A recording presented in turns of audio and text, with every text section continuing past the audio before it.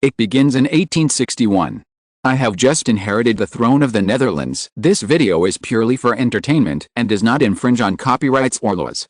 The rights to the novel and image belong to the original author. We do not claim ownership. Don't like waiting and want to listen to this fanfic in full now? Subscribe to our Patreon, where you'll find the best fanfics. Chapter 476: A Secret Letter from the Queen of the British Empire. After successfully winning the loyalty of James and Lionel, the two uncles and nephews who are currently in charge of the Rothschild family, William IV finally felt that the oppressive feeling of the storm was a little bit like the feeling of seeing the bright moon after the dark clouds were cleared. It was not that he scared himself, but that the three generations of the Rothschild family were too awesome, the kind of people who were heavenly. Starting from 1800 at the beginning of the 19th century, after recovering from the hunt of the Kingdom of Bavaria, the old mayor transformed again, from a duchy banker to a banker of the Holy Roman Empire. The last emperor of the Holy Roman Empire, Franz II, granted him the title of Royal Financial Agent. After that, mayor became the largest money changer in the German Confederation. In 1803, the benefactor of the Rothschild family, the King of Denmark, the son of William IX, the ruler of the Duchy of Hesse, was in urgent need of money. In order to maintain his cousin's face, William IX, who was concerned about his cousin's reputation in the European royal family, instructed the old mayor to replace himself as a white glove and lend money to the Danish king. The reputation of the old mayor for lending money to the royal family spread throughout Europe and became famous. Under the care of William IX, the old mayor successively made 6 loans to the Danish royal family. The old mayor cleverly used the influence generated by this incident to further package himself, so that the kings of various countries did not dare to despise him. In 1806, Napoleon I began to blockade Britain and further required all of Europe to choose sides between Britain and France. William IX of the Duchy of Hesse secretly disobeyed this order and secretly sent intelligence to Britain while serving France on the surface.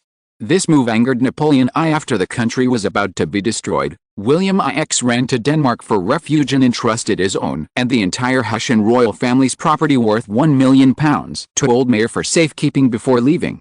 Old mayor, who felt that his wings were hard, directly took the money for himself. Until now, more than 60 years have passed, and the Rothschild family has not returned it to the Hessian royal family. If this is the case, William IV would not think that the Rothschild family has much influence. What mainly attracted William IV and the entire European royal family was the shock caused by the action of Mayor Sr. to divide the country among the 5 sons, and the success. After Mayor Sr. took £2 million from William IX, he directly asked Amsh, Solomon, Nathan, Karl, and James to go to the 5 major regions of Britain, France, Germany, Austria, and Italy to divide the country among the 5 sons. He asked his only 5 sons to take the £2 million that William IX had appropriated to go to the capitals of various European countries to establish central banks. So the Rothschild family rushed to the 5 countries like an arrow, and successfully established a foothold and became the country's largest financial force. If it was just financial power, William IV would naturally not make a fuss, but what made William IV worry was their descendants. The eldest brother, has a steady personality. He is based in his hometown of Frankfurt and became the nominal head of the family after Mayor's death. His descendants developed into the German Jewish power center of Freemasonry and the Illuminati, but they declined after being slaughtered by Hitler during World War II. The argument that the Rothschild family declined after World War II, which is widely circulated on the internet in the 21st century, is actually inaccurate. Among the 5 branches of the Rothschild family, only the eldest branch really declined during World War II. The strength of the descendants of the Anglo-American and French branches was not weakened too much because of World War II. The second brother, Solomon, loves socializing. He is a socialite with a good sense of speech. He can calm down conflicts and play the role of diplomacy and mediator at home. Therefore, he was recommended by his brothers to start business in Vienna, the capital of the Austrian Empire in the heart of Europe, and soon became the strongest pillar behind Austrian Prime Minister Metternich and the behind-the-scenes ruler of Austria's economy and finance. The third son, Nathan, is resolute, bold and careful. He is the most capable, the most skilled and the most accomplished of all Rothschild mayors' sons. His status in modern financial history even exceeds that of his father, Rothschild mayor. After arriving in Britain, Nathan took advantage of the heyday of the British Empire to expand Rothschild's influence to the world and deeply usurp the ruling power of Britain. Nathan is the ancestor of the British Jewish and German Jewish system that ruled the United States and the Western world in the 21st century. Nathan's British Jewish and German Jewish system, together with the later Jewish royal family Warburg, Rockefeller, Morgan, Jacob Schiff, etc., became the main force of the 13 families of Freemasonry and the head of the deep government that ruled the United States in the century. So Lionel was actually the person that William IV valued the most. With the prosperity of the British Empire, his status even overshadowed his descendants such as Frankfurt am Main, and even James' status and importance were behind him. The fourth brother, Karl, was the most mediocre of the 5 brothers, so he worked as a messenger in the second generation of the Rothschild family. However, Karl achieved the miracle of not making big mistakes in his life. With the cooperation of the others, the fourth brother monopolized the financial business of all the principalities on the Apennine Peninsula before the unification of Italy, and began to provide financial services to the Vatican. Karl's other achievement was to integrate the Jesuit group, which was as old as the Illuminati, Freemasonry, and Jesuit networks in various countries. James is Mayor's youngest son except for his illegitimate son. James used his entire life to control the French economy. His descendants spent their energy on the First and Second World Wars in the next 100 years, especially after Charles de Gaulle's nationalization. Their strength was weakened. In the 21st century, the Rothschilds and Rothschild companies, whose main businesses are art investment and red wine wineries around the world, are the descendants of James. His descendants have relatively moderate views. They are the main rulers of the Greater Rouse Freemasonry and the main promoters of the European Unification Lodge in the second half of the 20th century. They parted ways with the Anglo-American Freemasonry at the end of the 20th century and the beginning of the 21st century. The relationship between the two families, who are both descendants of the Rothschild, seems to have become ordinary in later generations. Who knows whether it is true?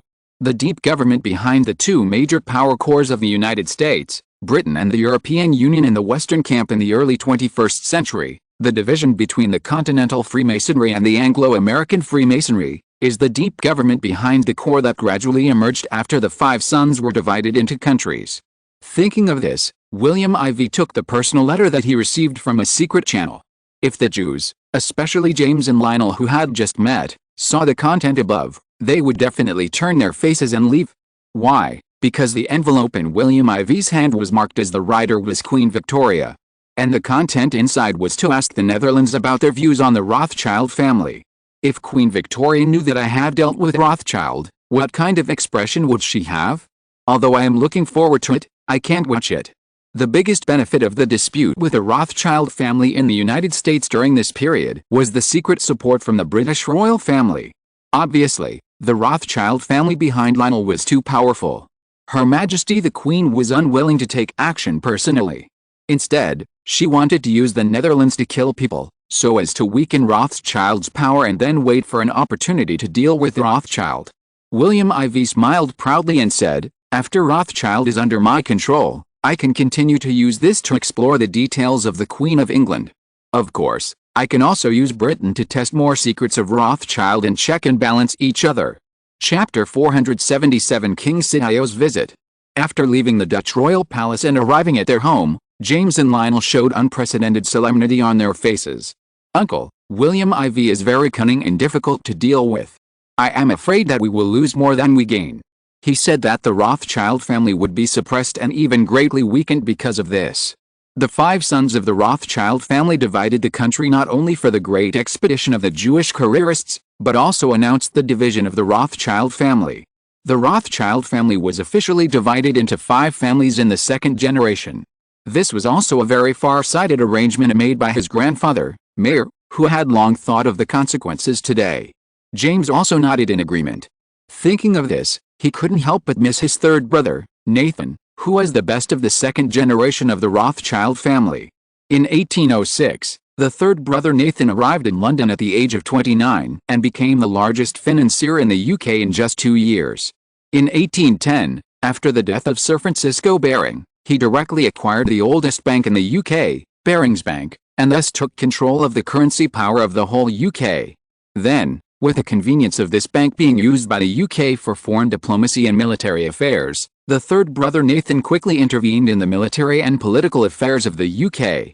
In 1811, the Federal Central Bank license issued by the United States to the Rothschild Bank, the first bank of the United States established by Alexander Hamilton mentioned above, expired. President Madison, a Democratic Republican who opposed Rothschild's infiltration into the United States, did not want the Rothschild family to mechanically control the U.S. central bank business, and the U.S. Congress members who exercised the power of the U.S. bank voted against renewal. This move angered the third brother Nathan, who sent a messenger to threaten the U.S. Congress, either approve the Rothschild Bank's application to continue to serve as the U.S. central bank, or the United States will find itself involved in a catastrophic war. In response, the U.S. government and Congress led by President Madison stood firm and ignored the threat of war from across the Atlantic Ocean, thousands of miles away. Feeling ignored, the third brother Nathan finally waged within war, teach those shameless Americans a lesson and beat them back to the British colonies. In June 1812, with the financial support of the British Rothschild family branch led by the third brother Nathan, the British Empire declared war on the United States, which had just become independent for less than 40 years, and the war between Britain and the United States broke out when the United States became independent for the second time. The plan of the third brother Nathan was that if the United States won the war, the United States would have to surrender to the British Rothschild family consortium in the face of military expenses and a large amount of debt. The Rothschild Bank would continue to act as the central bank of the United States.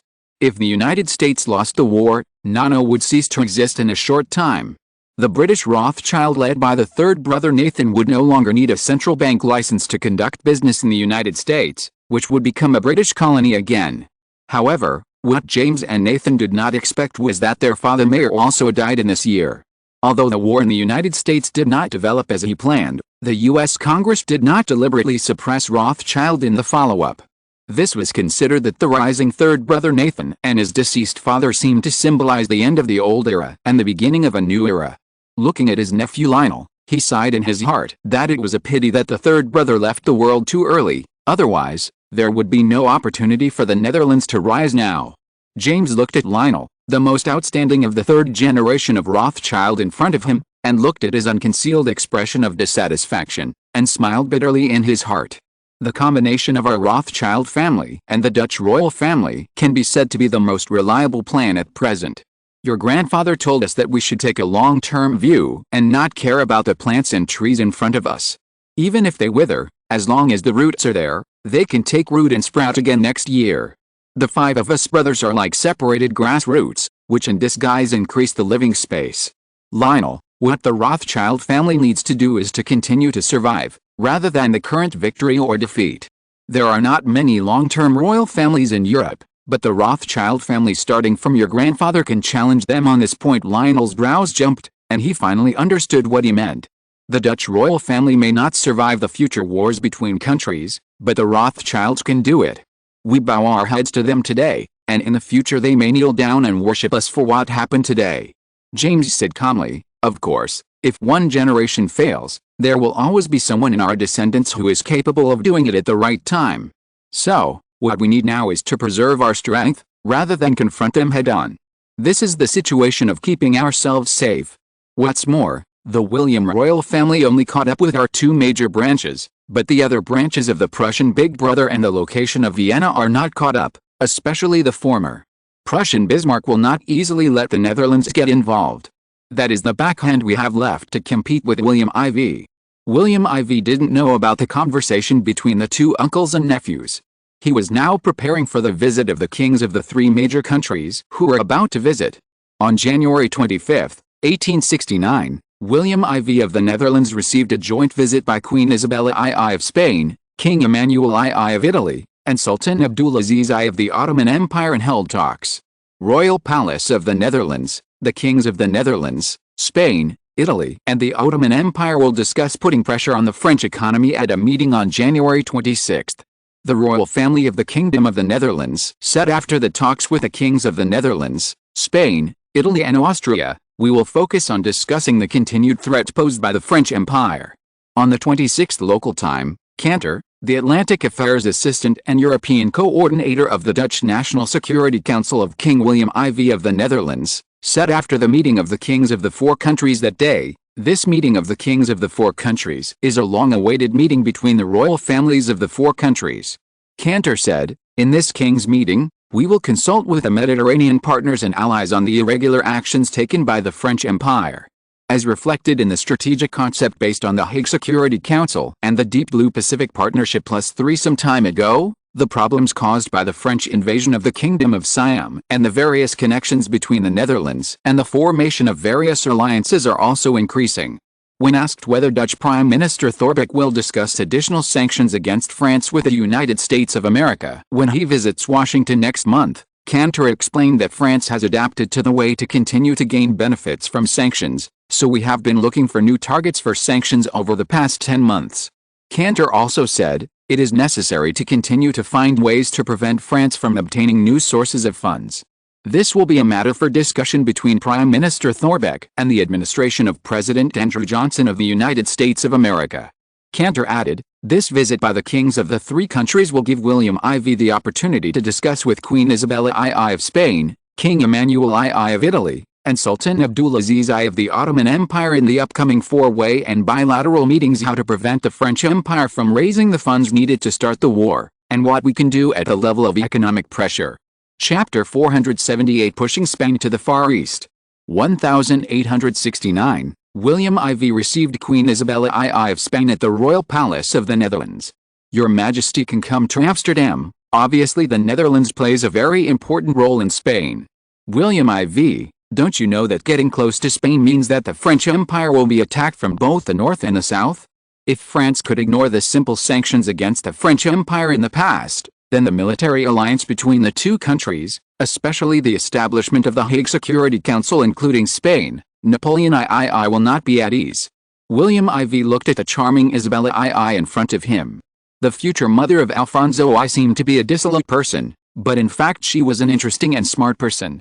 He pursed his lips and said with a devilish smile, "His Majesty Napoleon I is not so stingy Isabella II, but the French Empire is not entirely under his control at present." William IV frowned. The Queen in front of him was not just talking casually. At present, with the anti-government actions caused by the workers' strike in the French Empire some time ago, the forces currently organized by the opposition leader Louis Adolphe Thiers have begun to block Napoleon III's support for the Olivier government. Therefore, there are factions in France at present, so Napoleon III has no ability to do whatever he wants now. Your Majesty, it seems that you are determined to oppose France at present." William IV looked at the middle-aged woman in front of him who was only 39 years old. Although she was ridiculed in history, it was actually because she had no support. In her previous life, it was because the widow in front of him had no backing in 1869. In the end, she could only move closer to Napoleon III of France, but she didn't expect that Napoleon III had such a wolfish ambition that he wanted to exchange for a more obedient uncle. In the end, after she gave up some power, her uncle asked Bismarck of Prussia for support.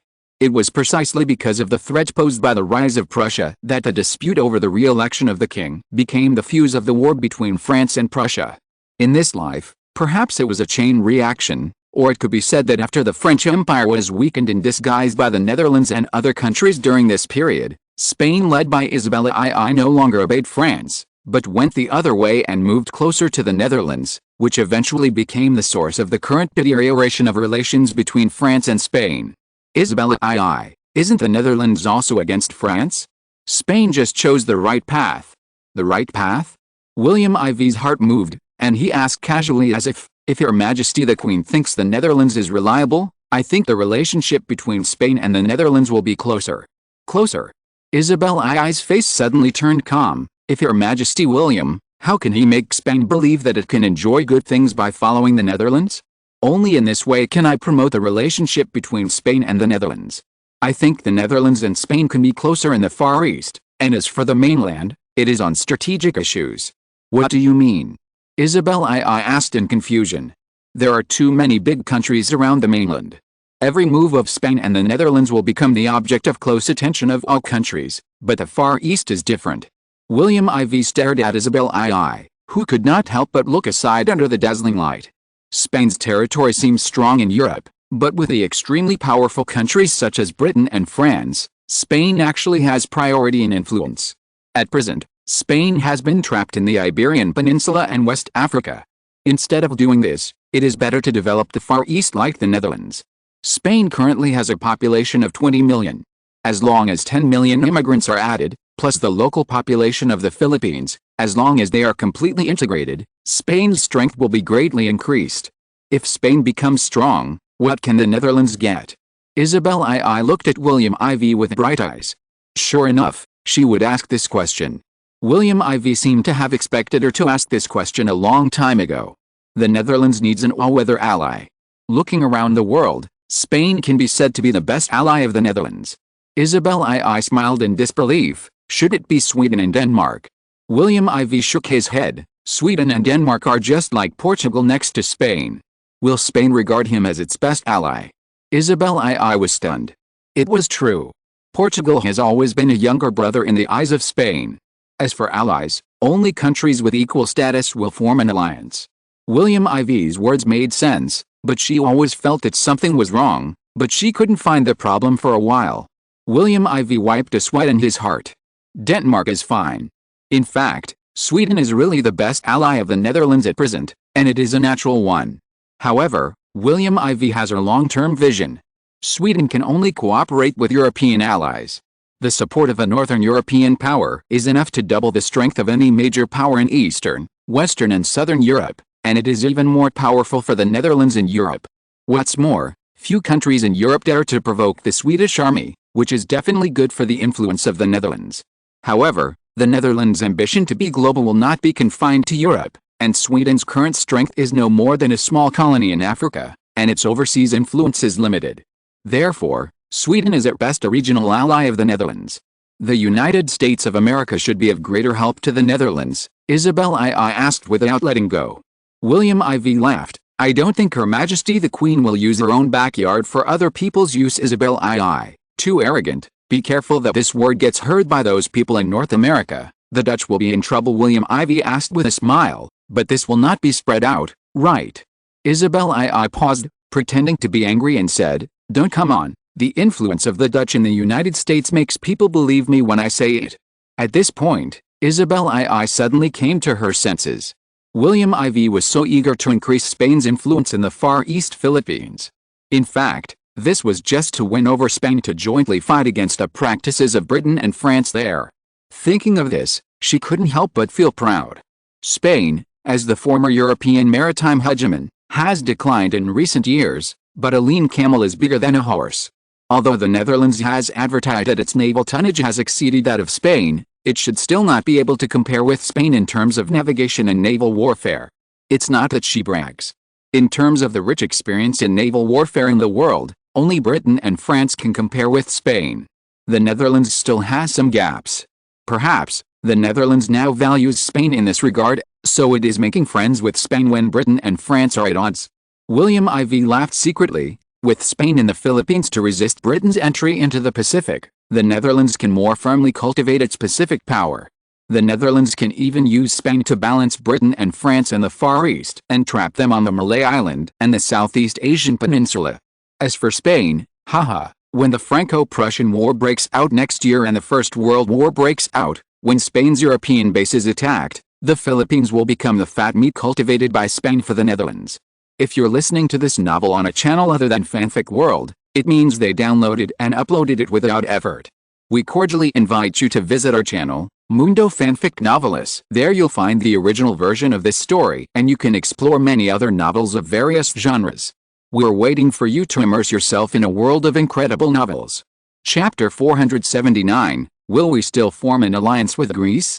1869. Her Majesty the Queen was finally persuaded by William IV. The two agreed and signed an agreement that Spain and the Netherlands would start from July 1st of the second half of this year, starting with a customs union, through the implementation of a common market, and agreed to truly implement the free flow of people, goods, capital, and services after simple notes on January 1st, 1870. This news caused a global sensation after the joint statement of the two kings. Spain is a big country. Although it has declined in recent years, Spain still has great potential. The economic and technological strength of 11 million Dutch whites plus the market of 20 million people in Spain make up a scale of 30 million, which is enough to challenge France, Prussia, and even Britain. Add to that Sweden, Denmark, the United States, Greece, Tsarist Russia, South American countries, etc., and the Netherlands' trade scope is getting wider and wider. Your Majesty, I think we should suspend the marriage with Greece. Louise should no longer marry Greece in the form of a joint venture. This will make people think that a great British Empire is trying to please the Netherlands at this time. This is a plus for the Netherlands, but a minus for us. I suggest that the marriage should be abolished, and even as people have been talking about, Louise should stay in the UK and promise to be the wife of our British Empire's internal nobles. This will help deepen the relationship between the royal family and the British aristocracy and ease their fears that other European royal families will interfere with the British royal bloodline. Prince Edward looked at Princess Louise, whose face was a little pale, beside him. Although she was his fourth sister, he still didn't pity her, because he had never been close to Princess Louise since he was a child. On the contrary, the eldest Princess Victoria, the second Princess Alice, and even Princess Helena were better than her. What's more, after Alice's position as her mother Queen Victoria's private secretary was taken away by Princess Louise, he had no one to speak for him beside Her Majesty the Queen, which made their mother-son relationship worse and worse.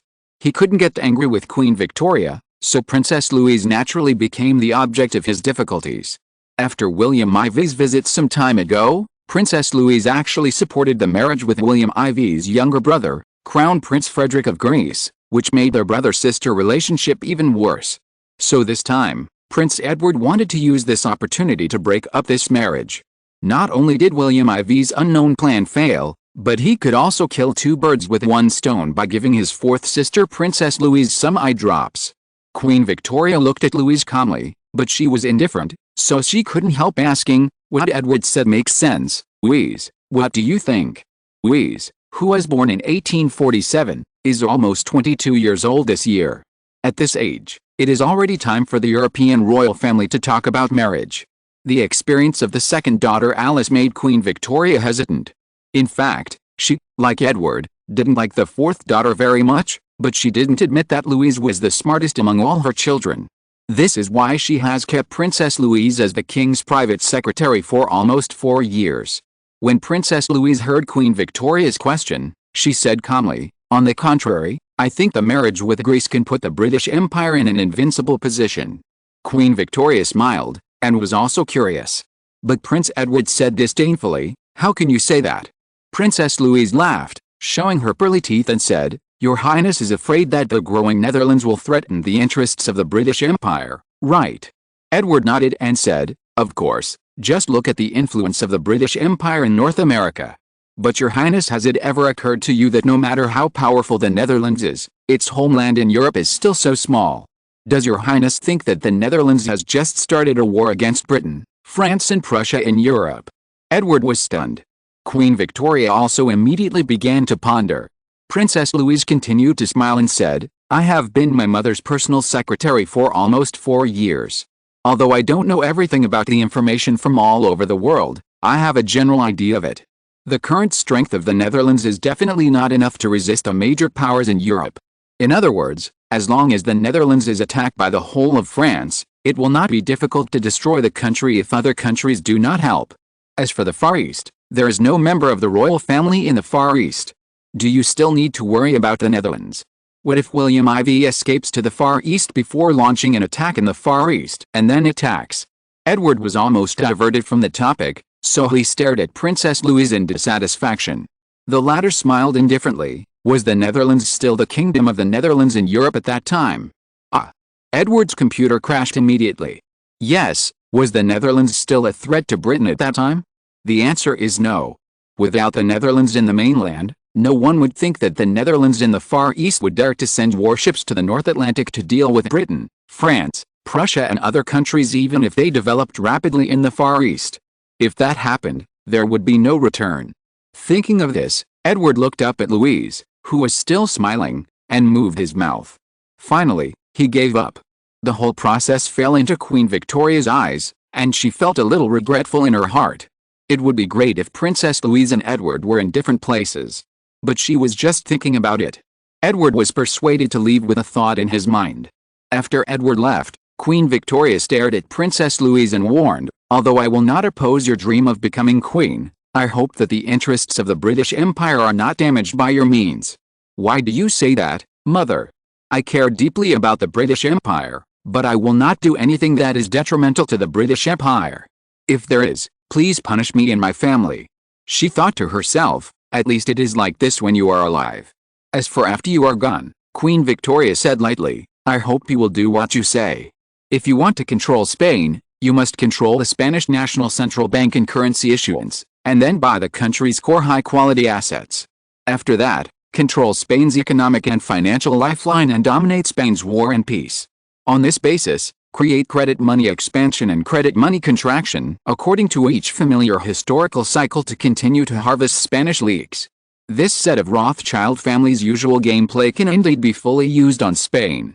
On one hand, it is an ally, and on the other hand, it stabs in the back. The Netherlands relies on sucking blood from Spain to strengthen itself. At that time, it will be difficult for the Netherlands not to gain weight. William IV thought to himself that the current situation in Spain was very strange, with Britain, France and Prussia all stirring up trouble. This was the reason why Isabella II approached the Netherlands, because it was not good for Spain to rely on any of Britain, France and Prussia. The strength of the Netherlands was a little more reassuring. "I will meet with Emmanuel II of Italy in the afternoon. That old guy is a real fox. I'd better be careful and don't be fooled by him." "Alice, who said that there is a system for time travel?" "I have never seen a system. It's really a hard life." Chapter 480, The Ottoman Empire's Journey to Purchase Weapons. Italy does not think that the relationship with Britain and France will affect the establishment of relations with the Netherlands. "I do not think that Italy's foreign relations must only be firmly hung on one tree." Emmanuel II looked at William IV and smiled and emphasized, "Italy will continue to strengthen its relations with France and the Netherlands. Relations with France and the Netherlands are not mutually exclusive." William IV smiled non-committally and said, "The Netherlands has never thought that it can influence Italy's diplomatic views. We respect the views and practices of our partners. However, we have the right to express our views.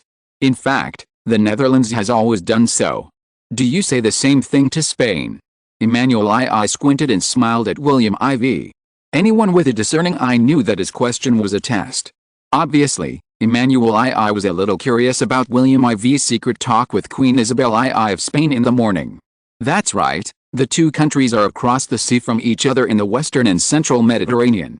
Italy has ambitions, but it is currently difficult to match Britain, France, Prussia and Austria, but to catch up with Spain and even the Ottoman Empire is Italy's current goal." William IV said, "Her Majesty Queen Isabel II thinks that the Netherlands is safer." Emmanuel II. "The strength of the Netherlands gives Spain more control over itself. Compared with France, the Netherlands and Spain feel more like allies." Emmanuel II agreed very much. "In that case, wouldn't Italy and the Netherlands also be very suitable as allies?" Emmanuel II joked. William IV laughed and nodded, "Actually, I think so too." Seeing what Emmanuel II wanted to say, William IV said, "Italy can cooperate within the Indian Ocean." Emmanuel II, who was about to object, was immediately stopped by the three words Indian Ocean. Indian Ocean, Italy's current interests in the Indian Ocean are in Eritrea and the eastern part of Yemen in the Ottoman Empire. The Netherlands is second only to the United Kingdom in the Indian Ocean.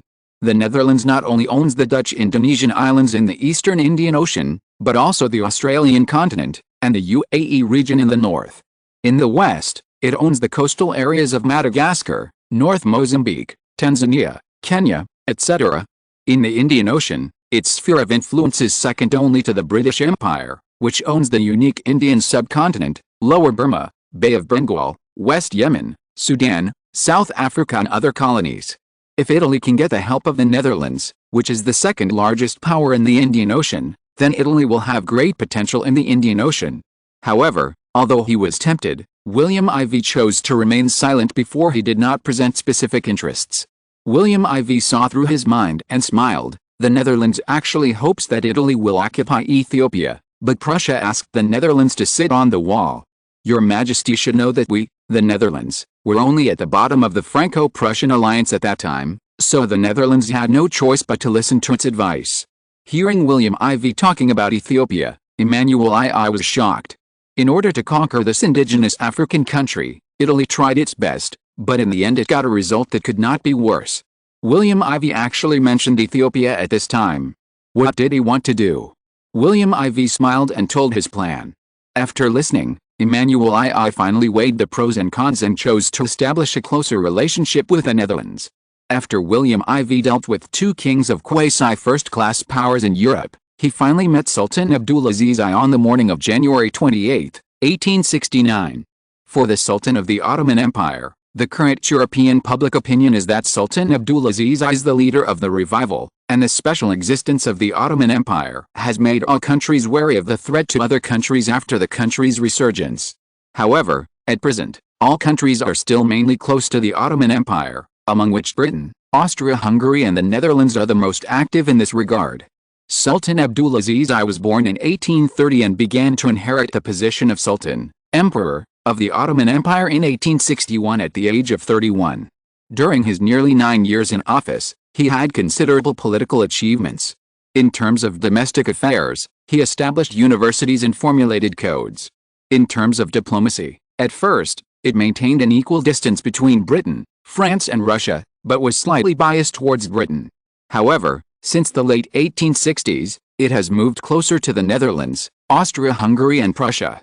However, with the war with the Russian Empire and the ambitions of Britain and France, the Ottoman Empire has now turned to the latter, namely the Netherlands, Austria-Hungary and Prussia. To guard against the old three powers, Prussia, the Netherlands and Austria-Hungary are getting closer. It is precisely because of his proper use of internal and external forces that he can meet the domestic food supply. Coupled with the rapid progress of industry, yes, even the forces opposing him have gathered around him. William IV remembered that Sultan Abdulaziz I seemed to have died in depression in 1876 because of the problem of food. When the people were dissatisfied with the demonstrations, they were suppressed by the people and eventually driven out of power by the people. Sultan Abdulaziz I said, "The Netherlands is currently our largest trading partner. The Ottoman Empire is a huge untapped oil producer and a huge market in the future. The Netherlands is a major investor in the Ottoman Empire. In terms of security and politics, as well as Dutch Ottoman investment and trade, the Netherlands is of course our #1 partner." William IV laughed. The ancient Ottoman Empire is a country that the Dutch royal family and the whole country are very curious about and friendly to. We all see the friendship of the Ottoman Empire to the Netherlands, and the close relationship with the Ottoman Empire is also very important to the Netherlands. This is why the Netherlands has always been willing to continue to sell the most advanced Dutch active guns to the Ottoman Empire. The Ottoman Empire has a very close relationship with Britain, but the Ottoman Empire bought these most advanced high-end army guns from the Netherlands at a high price because they had tried to get the same guns from their allies in the British Empire, but in the end, due to the promotion of many British MPs who were wary of the Ottoman Empire, strict export controls were implemented on the export of Ottoman weapons, and they were ultimately unable to purchase them. This is also the reason why the Netherlands benefited from it and gradually became the main supplier of Ottoman weapons. This time, Sultan Abdulaziz I was actually preparing to ask William IV to buy the Mauser rifle that had just appeared in the Netherlands not long ago. This gun is currently a sensation around the world. At present, it is because the Netherlands sold this most advanced Mauser rifle to the Kingdom of Siam that the French Empire suffered heavy casualties in the Far East. It is said that the Dutch ambassador has been summoned by the French Ministry of Foreign Affairs in Paris no less than 10 times in the past 6 months. It can be seen that the Gallic chickens are really anxious. Quotation mark. Chapter 481 The multipolar stage brought about by the rise of 5 countries. 1869, Sultan Abdulaziz I of the Ottoman Empire embarked on a 1-week trip to the Netherlands. Earlier, during a meeting with King William IV of the Netherlands, he called on other Western European powers not to interfere in the affairs of the Netherlands, including the Ottoman Empire, and try to transform the region with their own ambitions. At the same time, British Prime Minister Disraeli said in an exclusive interview with Luxembourg's European Times in London, "The current political crisis in Europe caused by the sanctions imposed by various countries on France's invasion of the Kingdom of Siam shows that the dominance of major European powers is about to end, and surrounding medium-sized countries such as the Netherlands are rising. The British Prime Minister also believed that the old European powers, the beneficiaries of the Vienna system established in 1815, should not allow the Netherlands and other up-and-coming powers such as Prussia, Italy, and the United States to surpass them militarily. Britain, France, Tsarist Russia, Austria-Hungary, and the Ottoman Empire should even increase their defense spending to maintain their military advantage. At the same time, Prime Minister Disraeli also believed that the biggest geopolitical change of this century came from Prussia plus a resurgent Netherlands, not Prussia plus Italy, and said that Prussia's successful annexation of almost the entire German Confederation was compared with the war stalemate of the French Empire's invasion of the Kingdom of Siam. This clearly showed that the old powers cannot assume that Prussia and the Netherlands will do things in the way we think is reasonable. According to the European Times, Disraeli said in an interview after an Oxford University forum held in Ditley Park, west of the capital of the British Empire, on Saturday that the world is at a turning point in history, which is comparable to the end of the Napoleonic Wars more than 60 years ago when France became a second-rate country, or the Crimean War more than 10 years ago when the Russian Empire was almost unable to recover. But this time the old powers are obviously not in the ascendant. The current British Prime Minister Disraeli boldly believed in the newspaper that Europe is now in a major change that has not happened in more than 100 years. Now is one of the most significant turning points in the stable pattern of Europe and even the world for more than 100 years. The German Confederation principal states mentioned earlier collapsed and were successfully annexed by Prussia. The majestic French Empire, one of the superpowers, was actually stuck in the quagmire with the small kingdom of Siam in the Far East and could not get out. The British Empire lost more than 150,000 troops in South Africa, North America, and the Balkans, and its finances fell into a huge deficit. It is still in the recovery period. Therefore, it was difficult for Britain to withdraw for a while. The industry of the Russian Empire lagged behind Western Europe, and even Southern Europe. Although Alexander II worked hard to improve the situation, he not only abolished serfdom, but also introduced various technologies from Western Europe, and the investment in the Netherlands increased several times. However, in terms of technology and industrial level, it is not as good as the Austro-Hungarian Empire and Spain, not to mention industrial powers such as Britain, the Netherlands, France and Prussia, and even Italy, which had just unified not long ago. Therefore, he believed that the dominance of the Vienna system of the old European powers, including France, would be broken. The resurgence of the Netherlands and Spain, coupled with the rise of the emerging powers of the Kingdom of Prussia, the Kingdom of Italy, and the United States of America, all meant that their era of rule was about to end.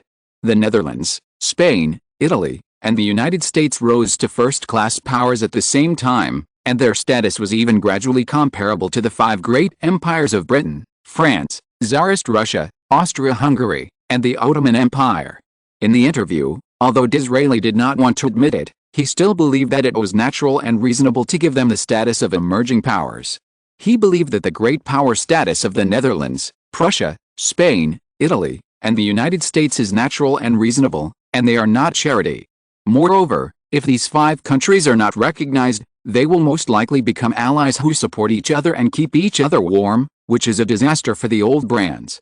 At present, it seems that the trend is heading in this direction. According to the interview, Disraeli felt that we are at a time when the political and economic dominance of the old Western powers is challenged, and perhaps even an end. The world will enter several different political and economic centers next. Perhaps, as William IV of the Netherlands said some time ago, the world may also enter a multipolar stage composed of more major powers. In terms of aid, the Netherlands can do better. Among the many member states of the International Court of Justice in The Hague, the Netherlands has the largest scale of foreign aid funds. From the Kingdom of Siam in Southeast Asia to Ecuador, Venezuela and Argentina in South America, these countries all want to learn from the professional experience accumulated by the Netherlands through economic and military development over the years. If the Netherlands can provide more foreign aid, the national brand of the Netherlands will become stronger. William IV said to the entire Dutch Privy Council, in terms of military strength, with the advancement of military technology and the support of unique and advanced methods of force transformation, the Dutch army ranks among the best in the world. It is the country with the greatest influence in the world in the International Court of Justice in The Hague, and it also has the widest range of operations. Even in the world, only Britain and France can compare with us. Of course, the Russian Empire is an exception. Everyone couldn't help but smile. The Russian Empire was almost trapped on the Eurasian continent. The land was too large, but unfortunately it was within the country, so it could not be considered a global influence. William IV continued, Dutch military enterprises are still exporting weapons to the Kingdom of Siam, South American countries and even the United States of America in America. Even Sweden, Denmark, the Russian Empire, Spain and other countries in Europe are among our largest customers. Even the Ottoman Empire has now begun to turn from Britain to us, and the share is in our favor. Our military export technology, equipment and experience have been praised by various countries. Logically speaking, the Netherlands can participate more actively in the disputed rights of navigation routes in the North Atlantic and other seas, and play a leading role in the major political and military organizations that the Netherlands has been planning to establish in recent years. No country will doubt whether the Dutch army has sufficient capabilities, and the Netherlands should not doubt itself. In the field of diplomacy, the Netherlands is currently the protagonist of the International Court of Justice in The Hague Security Council, the South American Alliance, the Nordic Alliance, the Deep Blue Pacific Partnership and other organizations, which have greatly increased the Netherlands' diplomatic influence. But William IV looked at the eagerness of the military generals, and was obviously very excited. His but made these people look bitter. William IV smiled and said, however, a hub country like the Netherlands should play a more leading role in specific fields. Macron has begun to squeeze out Britain's position in science and technology and become the country with the most comprehensive industrial base. This means that the Netherlands will be one step ahead in the new industrial technology war in the future. The Netherlands will use this to firmly grasp the development key of other poor and small countries. At the same time, it will play an active role in the establishment of several times of Zonshoang. The Netherlands can even lead a group of industrial countries led by the Netherlands. Just think about how magnificent the picture is. Ladies and gentlemen, although the Netherlands is small, the Netherlands can make up for our development shortcomings in the Far East, and at the same time, we can find gaps in areas where we can persist and play a leading role. Chapter 482, Plundering French Talents? Kingdom of the Netherlands, at a Privy Council meeting chaired by William IV. Your Majesty is right, said Akshi, the Dutch Indian Ocean and Pacific Coordinator. The Netherlands' soft power is also an asset. Dutch plastic products have become a necessity for global life. Every plastic product, including cups, basins, plastic stools, etc., has the imprint of the Dutch king's flag. It can be said that the most realistic portrayal of the Netherlands' global industrial products is all over the world. Because of the reputation of Dutch products for high quality and low prices, it has won huge orders from various countries. And with the role of Queen Alexandra in helping international women develop their rights, it has been recognized by various countries and led people to voice their opposition to disrespect for women and improve the status of women. There are also the International Red Cross and the International Labor Union, which are channels for the bottom of society to speak out, and are respected by the lower levels of the international community. This has consolidated the most important position of the Netherlands in the world. Akshi admired, Your Majesty has put these organizations into practice one by one, and has made countries participate one after another. These have created a transcendent status for the Netherlands. I think Your Majesty's purpose is not only this, but also 2 points that he wants to achieve the most. Including Prime Minister Thorbecke, everyone looked over curiously. With several advisory positions directly under the management of the royal family established by William IV, these positions can be regarded as one of the most eye-catching foreign affairs positions in the Netherlands. The current members of His Majesty William IV's Security Council are, members of William IV's Security Council of the Netherlands, Cantor, Director of the National Security Council of the Netherlands and Coordinator of Atlantic Affairs. The other 3 are Akshi, Coordinator of the Indian Ocean and Pacific Ocean, Samuel, Coordinator of Europe and Africa, and Felix, Coordinator of the Americas. These people are all close relatives of William IV, and they are also former presidents of famous universities in the Royal Palace of the Netherlands. For example, Cantor was the president of Leiden University, the top university in the Netherlands, in 1860. After William IV ascended the throne in 1861, he immediately became the director of William IV's National Security Council of the Netherlands. Akshi, Coordinator of the Indian Ocean and Pacific Ocean, was previously the president of the University of Amsterdam. Samuel, Coordinator of Europe and Africa, came from the University of Groningen and also left the position of president in 1861. Felix, the former president of Utrecht University and coordinator of the Americas, is also very popular among the teachers and students of the school. With the leadership of these four people, His Majesty William IV firmly controls the four top universities in the Netherlands. This has brought a steady stream of talents into the political arena for his rule. At present, the Netherlands is firmly controlled by His Majesty William IV. Although it seems to be a democratic election, in fact, Thorbecke and others know that the Dutch general election, which is scheduled to start on July this year, may allow more of His Majesty William IV's direct descendants to become the pillars of Dutch politics. However, what is known at present is that the Christians and liberals may be slowly replaced by these royalists. Of course, just like the Christians, no one in the current ruling liberal faction will oppose William IV's ruling power. William IV asked everyone's curiosity with a smile, which 2 points. Actually said calmly, "Your Majesty, in addition to demonstrating that the Netherlands possesses supreme soft power, Your Majesty has also made the Netherlands gain a good reputation for supporting the lower classes of society, which reminds me of Your Majesty's longest time instruction for us to keep a close eye on the plan to attract talents from other countries. The Netherlands' soft power and good reputation, coupled with the Netherlands' reputation for world-leading wages and benefits, I think only if the Netherlands seriously considers it at this time, can it attract a large number of top talents to immigrate to the Netherlands." Seeing William IV smile, he obviously agreed with his statement, and when others saw this, they naturally woke up instantly. After all this time, it turned out that William IV did the same thing as before, all for talent. It seems that William IV was serious about immigrating to Australia. Will it be the future base of the Netherlands? William IV clapped his hands and laughed. "Yes, I do have this idea. As for the second idea, I want to see what your guess is." Although Akshay, who was appointed by William IV as the Dutch Indian Ocean and Pacific coordinator, was praised by William IV in public in the Privy Council, he still suppressed his smile and said word by word, "Your Majesty's other intention is to use these organizations to infiltrate countries around the world, so that the Netherlands can intervene in the internal affairs of various countries and support pro-Dutch governments to come to power one day." Prime Minister Thorbecke's face changed, and the Dutch Foreign Minister Hispetva next to him showed shock in his eyes.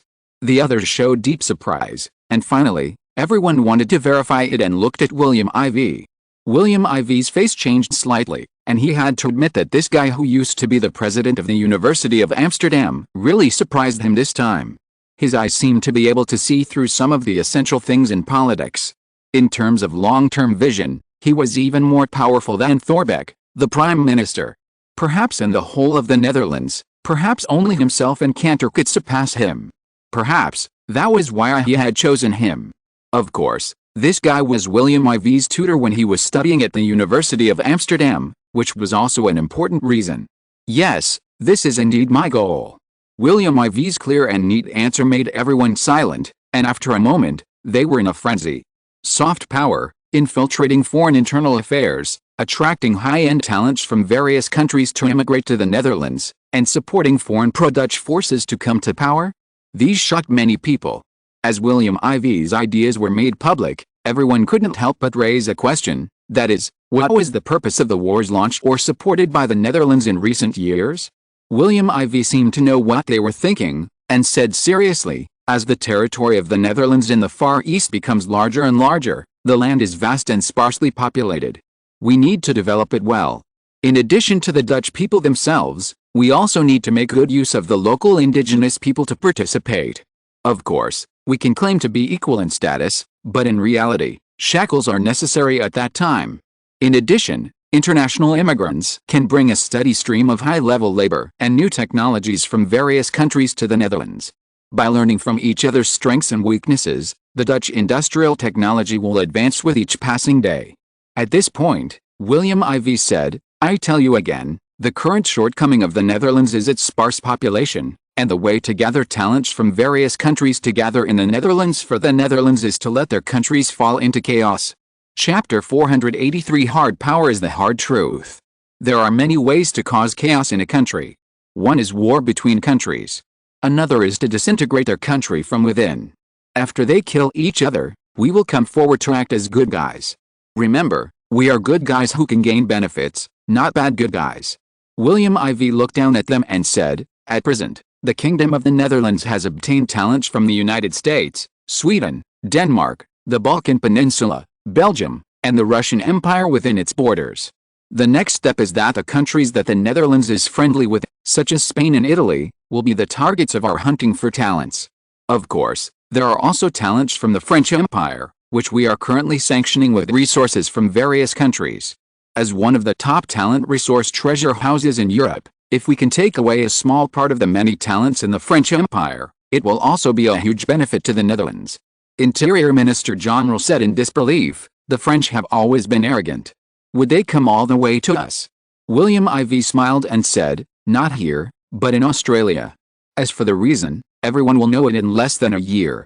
Many members of the Privy Council knew something about the situation, but William IV needed to keep it secret, so only a few people knew something about it. They were shocked to see that William IV was so sure about it, and the time was set within a year. Several people exchanged glances, and finally, Samuel, the coordinator for Europe and Africa, stepped forward to change the subject and said, "Mr. Akshi's soft power is very good, and the effect is obviously, as he said just now, very good, but the word but is very powerful, and everyone knows that this is a turning point, so they can't help but look at Samuel, wanting to hear his rebuttal. The University of Groningen has always attached great importance to economics, so it is also the cradle of the Dutch economic community, and even many Dutch economic giants graduated from this school.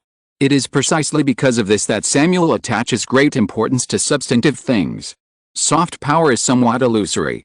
Unfortunately, the Netherlands uses it to gain the favor of various countries, but at the same time, it needs to have long guns and short guns to maintain deterrence against bullies or people who have bad intentions towards the Netherlands.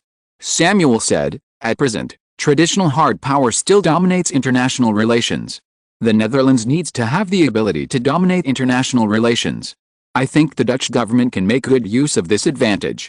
In the Netherlands and internationally, some people believe that the Netherlands should not raise its voice on international issues, especially on security issues directly or indirectly related to the British Empire and the French Empire. This idea is actually a wrong view that lags behind the times. This cognition only makes sense when it is still a weak country.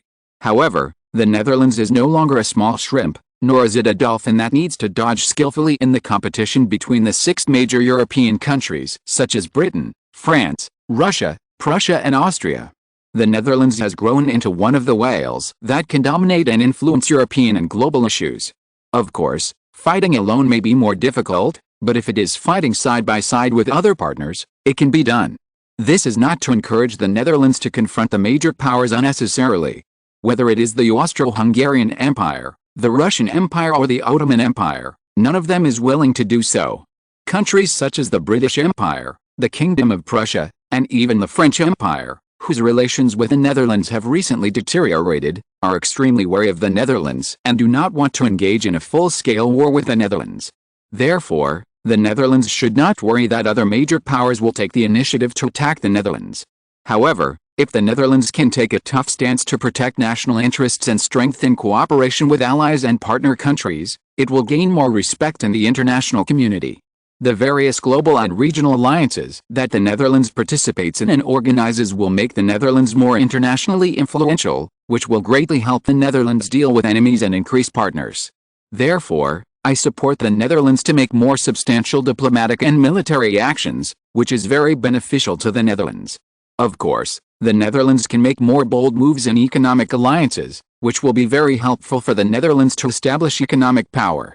Samuel, the European and African security consultant, is the president of the University of Groningen, the dean of the School of European and International Studies at King's College, a researcher at the Amsterdam Peace Institute, a top Dutch think tank, a visiting professor at the University of Amsterdam, and a full-time consultant to William IV of the Netherlands Center for Strategic and International Studies and the Nordic Alliance.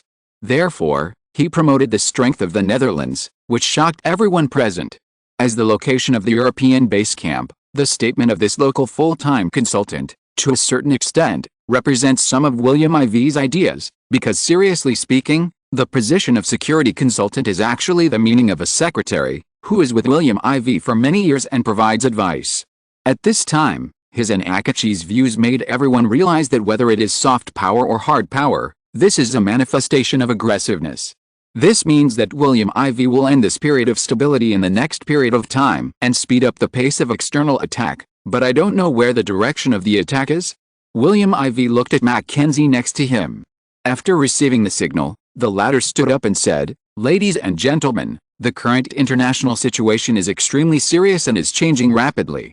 Time is running out. We all need to be prepared to meet the latest challenges." According to the information received by our international intelligence agency, the British Empire currently has different attitudes towards the Netherlands. Disraeli tends to be dissatisfied with and suppress the Netherlands, while Russell of the Whig Party and Queen Victoria tend to contact and win over the Netherlands to stand on the side of Britain. Therefore, in Britain, many people are discussing a topic. What topic? Seeing that McEwen, the director of the Netherlands International Intelligence Agency, attached so much importance to it, and William IV also looked solemn, it was obvious that the matter was a bit tricky. McEwen said, "Many nobles opposed Queen Victoria's marriage of Princess Louise to our Dutch Prince Frederick, the current Crown Prince of Greece. They believed that the prince was His Majesty's younger brother, and that the Netherlands and Britain should not have a marriage when the relationship was poor. But Foreign Secretary Russell opposed it. He believed that Princess Louise could improve Anglo-Dutch relations and even win over Greece and the Mediterranean to his own benefit, thereby deepening his influence in Europe. The two factions are currently debating on this. Is Queen Victoria's attitude that she hopes to marry the Netherlands?" asked Prime Minister Thorbecke, who asked the question. Chapter 484, Prussia dares to invade France? Will Queen Victoria oppose the marriage between Britain and the Netherlands?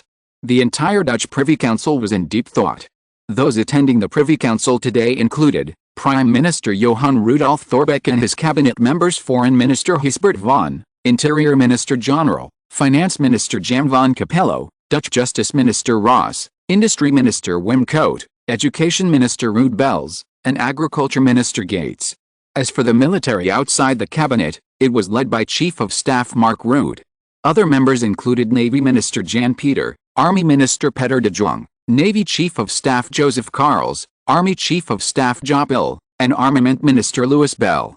The rest of the people attending the meeting included William IV's direct subordinates, such as Bill Charley, Director of the Netherlands Royal Intelligence Agency, and Mackay Sean, Director of the Netherlands International Intelligence Agency. In addition, there are 4 international security advisors of William IV, including Cantor, Director of the National Security Council of the Netherlands and Coordinator of Atlantic Affairs, Akax, Coordinator of the Indian Ocean and Pacific Ocean, Samuel, Coordinator of Europe and Africa, and Felix, Coordinator of the Americas. Together with the entire Privy Council of William IV, there are 21 people participating in the meeting today. William IV looked at all the people in the Privy Council. They are the helmsmen of the domestic and foreign affairs of the entire Netherlands. They are all elites. They have contributed to the development of the Kingdom of the Netherlands in the past 8 years. They have made an indelible contribution to the development of the Netherlands to this year. He said slowly, "If the British Empire is a middle-aged man, then the French Empire is like a frail old man." Britain wanted to gradually devour the interests of all parts of the world, while Queen Victoria was chewing slowly. It was originally achievable, but now, with the rise of the Netherlands, it seems that Britain has suddenly had a fishbone in its mouth, which is difficult to swallow. Under the rule of Napoleon III, the French Empire overeats and drinks. Under the beautiful appearance, it may die at any time. William IV said, "I strongly advocate sanctions and attacks on the French, which is also based on this. Based on the principle of killing you when you are sick, knowing that the rising Kingdom of Prussia is going to take action against the French Empire. The tough attitude of the Netherlands towards France can actually eliminate the doubts of the Kingdom of Prussia to a certain extent, and make Bismarck more assured of the attack on the French Empire, instead of the previous Triple Alliance, when Prussia was worried that the Dutch-French alliance would point its guns northward at him. In the past few years, Prussia's war against Denmark allowed the Netherlands to successfully win over Denmark and throw itself into the arms of the Netherlands and Sweden. After that, Prussia's war against the entire German Confederation made Prussia's minions appear on the European continent for the first time, making everyone begin to be wary of Prussia. This is exactly what we need, because only such a Prussia can successfully make other countries focus their attention on Prussia, and the Netherlands will have more time to develop quietly. Sure enough, countries such as Britain, France, Austria, Tsarist Russia and even Sweden were attracted by Prussia. The Netherlands has had 3 years of great development opportunities from 1865 to now. Everyone, including Prime Minister Thorbecke, had to admit that William IV's approach was right. With the leadership of Prime Minister Bismarck, Prussia caused a huge sensation in Europe. Even Bismarck has been called the Iron Chancellor. The word iron and blood has made people feel the definition of it. The Netherlands has developed rapidly in the Far East because of this. It can be said that the development there is not possible without the opportunities provided by the chaotic situation in Europe. William IV looked at everyone with a sharp gaze, making everyone who looked at him look away and dare not look at him. He smiled with satisfaction and said, "Now, the Netherlands has gained a new opportunity, that is, the French Empire invaded the Kingdom of Siam, which gave us a chance to weaken it, and it was the Netherlands that launched it with other countries. As a result, we succeeded. The Netherlands has created a huge reputation, to the point that even Britain is very afraid of it. And Prussia also has a clearer understanding of the Netherlands. As for the French Empire, it is becoming weaker and weaker as it struggles with its old age, and it is even more cautious about the Netherlands. We have therefore become the latest country in recent decades that has dared to confront the 6 major European powers since the establishment of the Vienna system, and more than one. We have almost confronted Britain, France and Prussia, making the Netherlands' status as a great power successfully recognized by people of all countries. Everyone present naturally agreed that the Netherlands is currently gaining more and more power in the international arena, and many people have already recognized the Netherlands' status as an international power. Look at the Netherlands' allies coming in groups, which are all symbols of their recognized strength. Next, the Netherlands will face challenges and opportunities at the same time. The greater the risk, the greater the opportunity. Prime Minister Thorbecke, you tell us, how should the Netherlands make good use of the third opportunity, and what risks should it guard against? Thorbecke seemed to have been waiting for this for a long time. Although he was 71 years old, he still kept a white face and no beard, but he did not hide his dignity as the Prime Minister. The opportunity this time is that we have obtained the latest European intelligence. After 3 years of repair, the Kingdom of Prussia has finally completely annexed the German Confederation. Now the target of the Bismarck government seems to be the French Empire. Many people present were shocked. Although Chief of Staff Mark Rutte, Overseas Minister Chancellor Van Hall and Prime Minister Thorbecke had already learned the news from William IV and made many plans, people like Minister of Industry Wim Cote and Minister of Agriculture Gates heard about it for the first time. Minister of the Interior General said loudly, "Prussia is actually planning to attack the French Empire?" If this news gets out, then the European continent and the world will definitely be shocked. There may even be huge objections within Prussia. If the situation is serious, Prime Minister Bismarck will be directly driven out of office, especially those Prussians who have experienced the intimidation of Napoleon I. Prime Minister. Bismarck is risking the world to poke this hornet's nest. Yes, I also doubt that Prussia can defeat the French Empire. William IV saw that it was the Dutch Minister of Justice Ross, the helmsman of the International Hague Court organization, who spoke. Ross questioned, "I know that everyone feels that the French Empire's military forces in the Far East seem to have an opportunity, but no one thinks that the French Empire will not have a national mobilization to deal with the consequences of a major power invading France. Therefore, the Bismarck government should realize this. I am a little skeptical." Thorbecke did not explain the problem directly, but talked about it elsewhere. Chapter 485 Hope and I will form an alliance again. Kingdom of Prussia, at the Prime Minister's residence in Berlin. Nicholas Pearson, the third Deputy Minister of the Netherlands Ministry of Foreign Affairs and former Ambassador of the Kingdom of the Netherlands to Prussia, accompanied by his successor Ambassador Wesman, visited Prussia again and came to Bismarck's Prime Minister's residence today. Under Bismarck's attention, Nicholas Pearson was still as strong and shrewd as he was 7 years ago. "If I were you, His Excellency Bismarck, I would naturally understand that Prussia is not strong enough to deal with the French Empire in terms of strength or reputation." Ignoring the sarcasm that lit up Bismarck's mouth, he continued, "But I know this precisely, so I seem to be moving away from the Netherlands and closer to the French Empire in recent times, so as to let France relax its vigilance and deploy 1/3 of its troops in the Far East. Prussia has achieved its goal of weakening France's native power. This Prussian invasion has reduced France's resistance." Seeing Bismarck regain his composure, he continued, "Secondly, as the Netherlands led the International Hague Court to impose sanctions on France, The French imperial government and Napoleon I have been complained about for a long time in the people's livelihood, and their popularity has been declining. If Prussia secretly suppresses the public opinion of Napoleon I and the Olivier government in the future, creating a gap between them and the people, Prussia will benefit greatly from this. The current Dutch ambassador to Prussia, Wesman, looked at his predecessor, Nicholas Pearson, now the third deputy foreign minister of the Netherlands, talking freely. Bismarck went from being indifferent and even mocking at the beginning to being calm. Now he saw Bismarck's face was solemn and cautious. In just a few minutes, his facial expression changed 4 times. This was something that had not happened in his last meeting with the other party alone. From this, it can be seen that he is far away from his predecessor in Bosch. He is worthy of being the ambassador of the Netherlands to Prussia. Nicholas Pearson seems to have a more general style than when he was the deputy of the embassy. He has more momentum than before, and is worthy of being a deputy minister of the Dutch Ministry of Foreign Affairs. Just as he was thinking, Bismarck spoke at this time. "Long time no see, you are still the same as before." Bismarck smiled and said, "It seems that life in Amsterdam makes you mature faster than in Berlin." What did Wesman see? He looked at Bismarck and Nicholas Pearson with some disbelief. The former smiled, while the latter was as indifferent as ever. Bismarck's greeting just now was more like a friendly greeting, obviously to bring Nicholas Pearson closer. This made him a little confused. "Nicholas Pearson, the climate in Amsterdam is more suitable for me to live in. Of course, Berlin also has its advantages, but it is more of a good memory. However, compared to Berlin, I am more interested in Paris next time." Is it the same for the Prime Minister? Wesman secretly praised Nicholas Pearson's cleverness. After saying this, the topic was immediately pushed to the purpose of this visit. Bismarck put away his smile and restored his serious and majestic expression.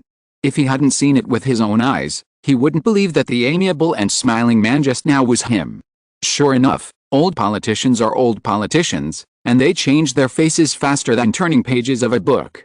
Following the principle of catching rabbits while robbing straw, if the French Empire becomes as tough as the Netherlands and starts a war in the south of the Netherlands, the Kingdom of Prussia can also tear off a large piece of meat from the Netherlands or the French Empire.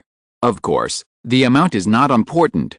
What is important is that it can prove to the outside world politically that although Prussia has just annexed other small countries in the German Confederation, its strength has been restored to its peak and has strong strength to deter all the ambitious people around Prussia who are ready to make moves.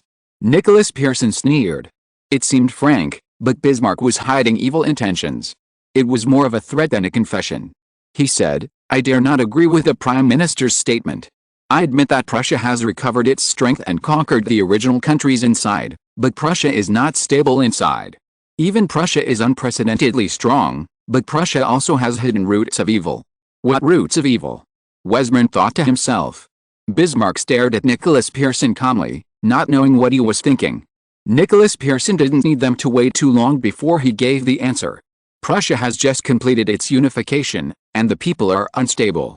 His Majesty William I and Prime Minister Bismarck both need a big victory to suppress this restless heart and those who intend to continue to destroy the unity within Prussia. Am I right? Bismarck nodded and said, "Yes." Nicholas Pearson continued, "And this great victory must be implemented by the strong enemies of Prussia outside. It doesn't make much sense for a small country to win. After all, the 2 kingdoms of Bavaria and Hanover were destroyed before. It is actually difficult for countries smaller than these 2 to deter others and the wild people inside. So I guess that only a big country can achieve this effect." Although Wesman knew which country was being talked about before coming, he couldn't help but follow the topic and start guessing about other countries. If it's not the French Empire, what about other countries, such as Britain or the Russian Empire or the Austro-Hungarian Empire that was defeated before? What about Prussia? What can the Netherlands gain from it? What do they lose? Bismarck asked knowingly, "Which country is it?" Nicholas Pearson did not answer directly. Austria-Hungary has been on guard against Prussia, and the border defenses between them are very strict. If Prussia invades Austria-Hungary, it will definitely be difficult to achieve results in a short period of time. And because there was a war between the 2 countries before, the Austro-Hungarian Empire is almost united against Prussia this time. Bismarck, the Hungarians may not all listen to Franz Joseph I and work for the Austrians. Nicholas Pearson retorted, "But the Hungarians don't want the Austrians to be defeated." The next one to face the powerful Prussia is themselves, so the Hungarians will definitely make a wise choice. Bismarck did not argue, but asked, what's the next one? Is it the Russian Empire? The Russian Empire is currently not as economically advanced as the Kingdom of Prussia, and there seems to be some gap in military technology, but the Russian Empire is vast and rich in resources. Although Alexander II also has his opponents at home, there are also many people gathered around him. What's more, the weather there is like a devil. I believe that anyone who has been there knows that Moscow and St. Petersburg in winter are definitely more desirable than Stockholm. Although the Prussian society is eager to grow and develop, it seems unwise to attack the Russian Empire without the certainty of victory and leave its back and ribs to France and Austria-Hungary. Bismarck smiled and said, I understand now. Your guess is the French Empire. Does it mean that if Prussia attacks the French Empire, it will be sure of victory, or when it attacks the French Empire, will it become the Russian Empire and the Austro-Hungarian Empire? If you're listening to this novel on a channel other than Fanfic World, it means they downloaded and uploaded it without effort. We cordially invite you to visit our channel, Mundo Fanfic Novelis. There you'll find the original version of this story, and you can explore many other novels of various genres. We're waiting for you to immerse yourself in a world of incredible novels. Chapter 486 Prussian Chief of the General Staff. On February 4, 1869, the Deputy Minister of Foreign Affairs of the Netherlands, Nicholas Pearson, and the Deputy Minister of the Army, Martinus, the former leader of the Transvaal Republic in South Africa, jointly visited Berlin, the capital of the Kingdom of Prussia. They were both visiting on behalf of the Dutch cabinet government and the Dutch military. In particular, Martinus was warmly received by the Prussian Chief of Staff Moltke as soon as he arrived. At the same time, the Dutch Ministry of Foreign Affairs announced that Nicholas Pearson would be received by Bismarck, the Prime Minister and Minister of Foreign Affairs, on February 5, 1869, which attracted the attention of European countries before the two met. You know, the Kingdom of Prussia and the Netherlands fought to the death for influence in North America, but the Dutch finally won the final victory. The Prussians even implicated the Germans, and the United States of America had a large population but mismatched influence. Now the Netherlands has taken the initiative to send a person at the level of Deputy Minister of Foreign Affairs to visit Berlin, especially this time. In addition to the Deputy Minister of Foreign Affairs, there is also a person at the level of Deputy Minister of the Dutch Army participating in the visit, which shows a lot of things that make people daydream. When facing the three major powers of Britain, France and Prussia, the Netherlands finally couldn't stand it anymore and wanted to retreat. If so, should the members of the International Hague Court that had previously sanctioned the French Empire also follow the Netherlands and withdraw from sanctions against France? Or are some people dissatisfied with France and continue to implement it? Many people speculated that Queen Isabella II of Spain, who had just visited Amsterdam, the Netherlands, had vowed to adopt a tougher policy against France. If Spain's ally the Netherlands seemed to back down, Spain's position would be in an awkward position, with a dilemma. Many people even heard that the Spanish Ministry of Foreign Affairs and the Spanish royal family had contacted the Dutch embassies of various countries in an attempt to understand the Dutch government's ideas. But the answer was no comment, but the Netherlands still had no intention of loosening its sanctions against France as always. This is very curious. On February 4, 1869, Parker, the army spokesman of the Ministry of Defense of the Kingdom of the Netherlands, announced the itinerary of Martinus, the Deputy Minister of the Netherlands Army, on the first day of his visit to Berlin. As the former leader of the Transvaal Republic in South Africa, he defeated Britain in South Africa and defeated the British Empire, which dominated the world, with an army that was not considered a country. He crippled more than 150,000 British troops in total. It can be said that he shocked everyone and even became a household name in Britain. He actually visited Prussia, which made William I and Bismarck of the Kingdom of Prussia a little flustered. It was impossible not to be chaotic, because he was a killing god. No one would think that Britain was too weak, because no matter how weak Britain's land warfare was, it could not withstand the Transvaal Republic's 500,000 and 30,000 regular troops exceeding 150,000 British troops. The latter was panicked in their homeland, which surprised the countries suppressed by Britain in Europe at that time. For this reason, although it was not stated explicitly, William IV later recruited Martinus to the Netherlands and became the chief coach of the Dutch army's field war. Since then, he has almost disappeared for 5 or 6 years. This time he was sent to participate in the bilateral diplomacy and military deputy minister level talks between the Netherlands and Prussia. This made Bismarck and William I, who were originally thought to be just an ordinary exchange between deputy ministers, suddenly have to send a higher-level person to participate in the meeting. In the end, William I and Bismarck chose to directly let the Chief of the General Staff Moltke take the stage. Before the Dutch Deputy Minister of Foreign Affairs Nicolas Pearson met with Bismarck, the Dutch military announced the results of the meeting between Martinus and Moltke. The Netherlands and Prussia held a military meeting at the first deputy ministerial level on Sunday. The Dutch Ministry of Defense stated that the Netherlands and Prussia agreed to maintain the security and stability of the northern and eastern borders between the Netherlands and Prussia, continue to maintain close diplomatic and military channels of communication and dialogue, and today reached a mutually acceptable solution to many security issues between the two countries.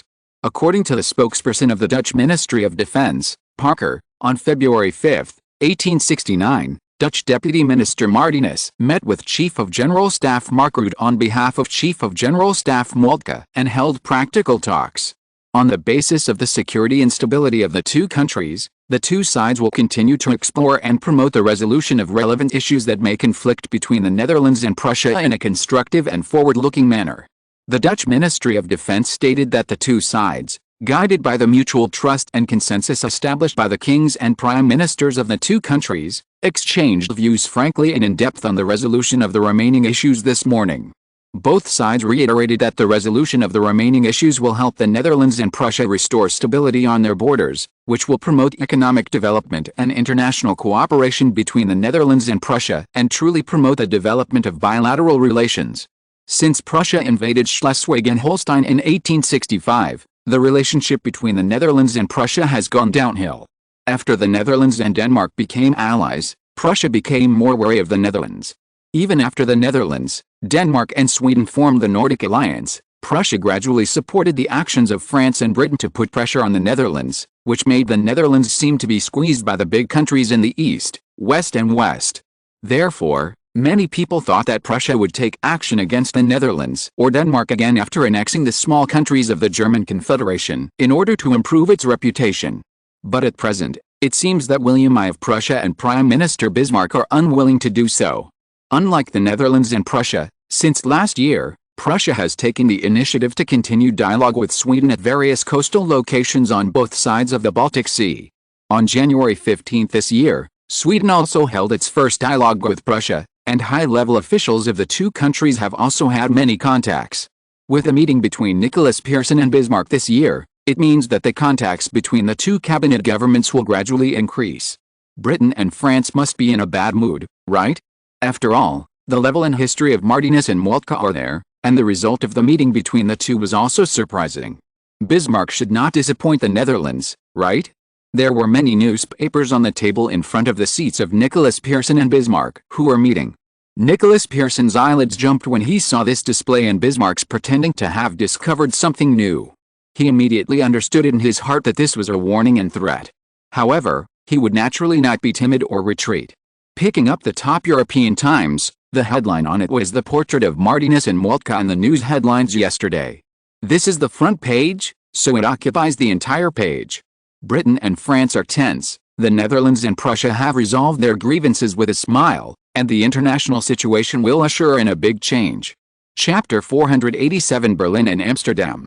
At 9 a.m. on February 5, 1869 in Berlin, the Dutch Deputy Foreign Minister Nicolas Pearson met with Prime Minister Bismarck, who is also the Prussian Foreign Minister, on behalf of Foreign Minister Hubert von.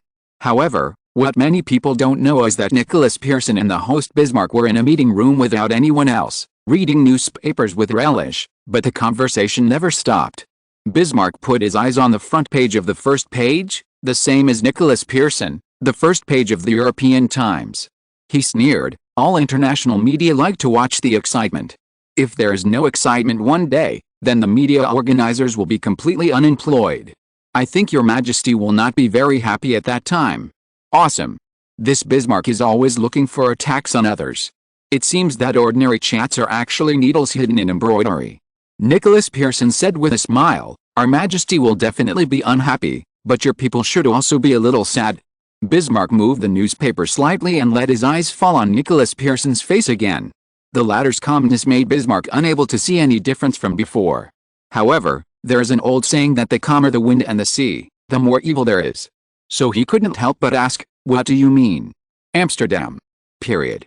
Education Minister Ruud Bels asked worriedly, "At present, our newspapers have branches all over the world.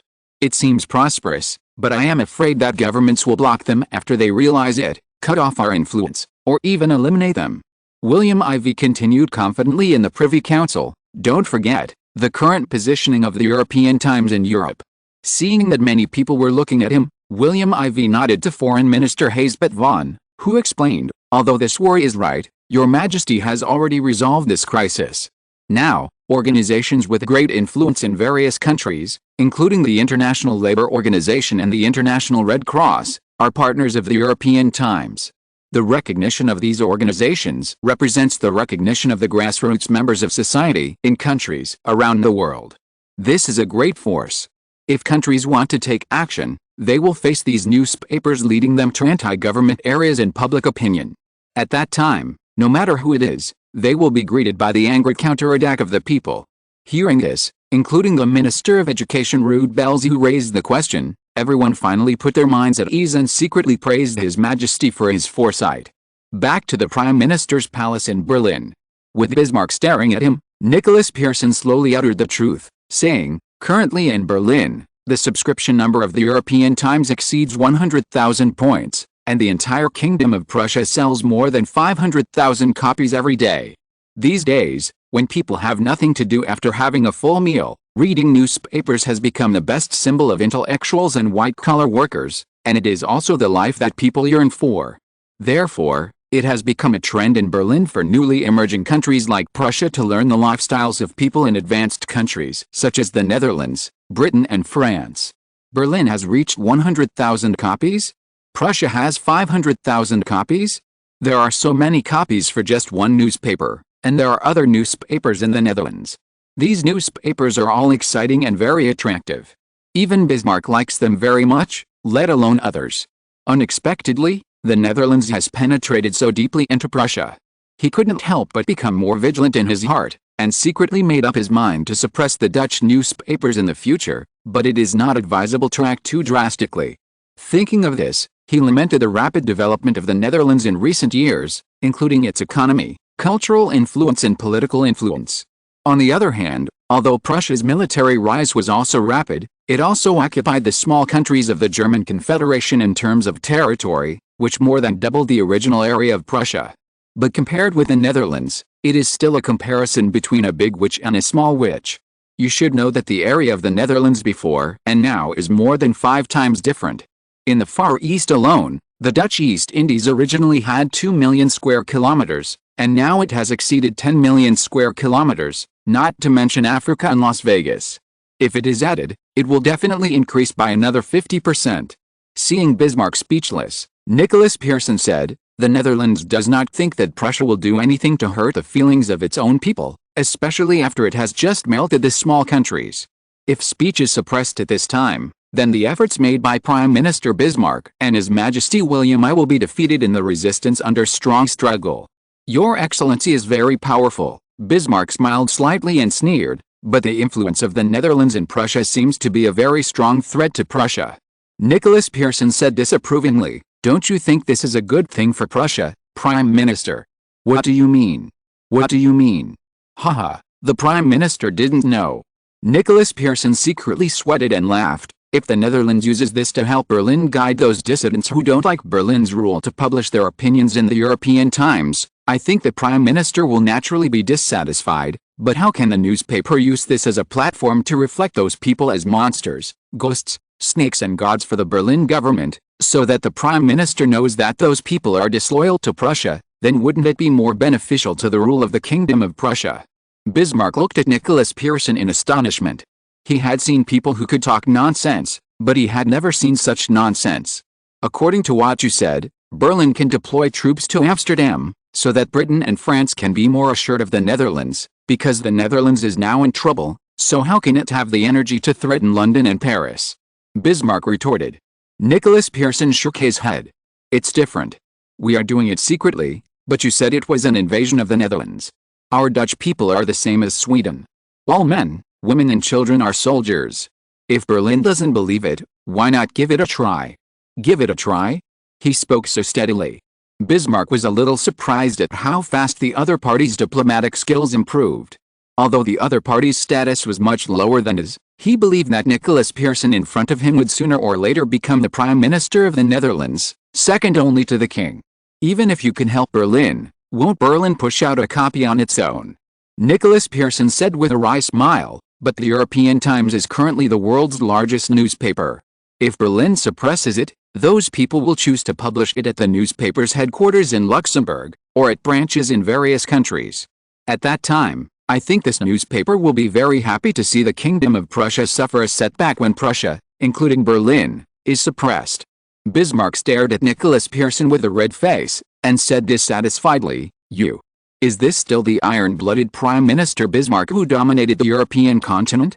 Dutch ambassador to Prussia Wesman, who accompanied Dutch Deputy Foreign Minister Nicholas Pearson to meet Bismarck, was stunned. Chapter 488 The British Empire is Watching.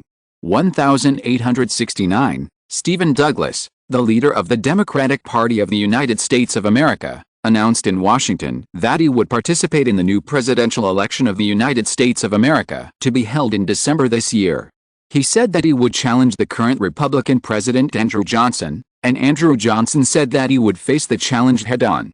On the same day, the Meiji Emperor, the promoter of the Meiji Restoration in the Far East of Japan, officially announced that starting this year, 1,000 students will be sent to study in various universities in the Far East of the Netherlands every year, and another 1,000 students will be sent to study in various European countries. Obviously, Japan opened its doors and officially moved towards a westernized political and economic model. On the same day, the Russian Emperor Alexander II welcomed his first grandson. After the death of the eldest son Nicholas Alexandrovich, the second son Alexander Alexandrovich married his eldest brother's fiancée Damag last year and finally gave birth to the eldest grandson for Alexander II a year later. After discussing with Alexander II, the couple named him Nicholas in memory of his eldest brother, which means the deceased eldest brother. This grandson of the Tsarist Russian Emperor is the future Nicholas II of the Tsarist Russian Empire, and his father is Alexander III. For this reason, the Danish royal family and the Dutch royal family personally sent congratulatory telegrams. On this day, the British-Israeli cabinet government announced that the construction of the Cape Town port in South Africa was finally completed. It is said that this port has now become the headquarters of the British Global 7th Fleet, helping Britain to control the Strait of Magellan. It is just one step further for Britain to dominate the global shipping throat. On the other side of the sea, Spain conducted naval exercises off the coast of Morocco in the south of the Strait of Gibraltar. Madrid announced that it would expand Spain's presence there and allow the Kingdom of Spain to play a more beneficial role in world security. However, the location chosen by the Spanish Navy is very sensitive, close to the British occupation of Spain's Gibraltar, which makes London very sensitive. The British government was very dissatisfied with this. The Ministry of Foreign Affairs led by Russell even summoned the Spanish ambassador to the UK to express dissatisfaction and protest. It seemed that there was a risk of escalating tensions between the two countries. However, the Spanish government stated that it would not recognize the sovereignty of the United Kingdom, and at the same time stated that Spain believed that sooner or later it would conquer the lost territory of Spain. Although it was not stated explicitly, everyone knew that the territory referred to was Gibraltar, the former Spanish territory under British control. Spain's move immediately made Britain, which had originally wanted to rely on Cape Town, South Africa, to increase its strength, feel like it was slapped in the face again, and a burning pain came from its face. On the same day, the Dutch Ministry of Defense and the Prussian Ministry of Defense also maintained peace on the border between the two countries. Prussia. Berlin. Dutch ambassador to Prussia Wesman finally saw Bismarck and Nicholas Pearson put down their newspapers and smiled at each other after a leisurely verbal confrontation accompanied by newspapers.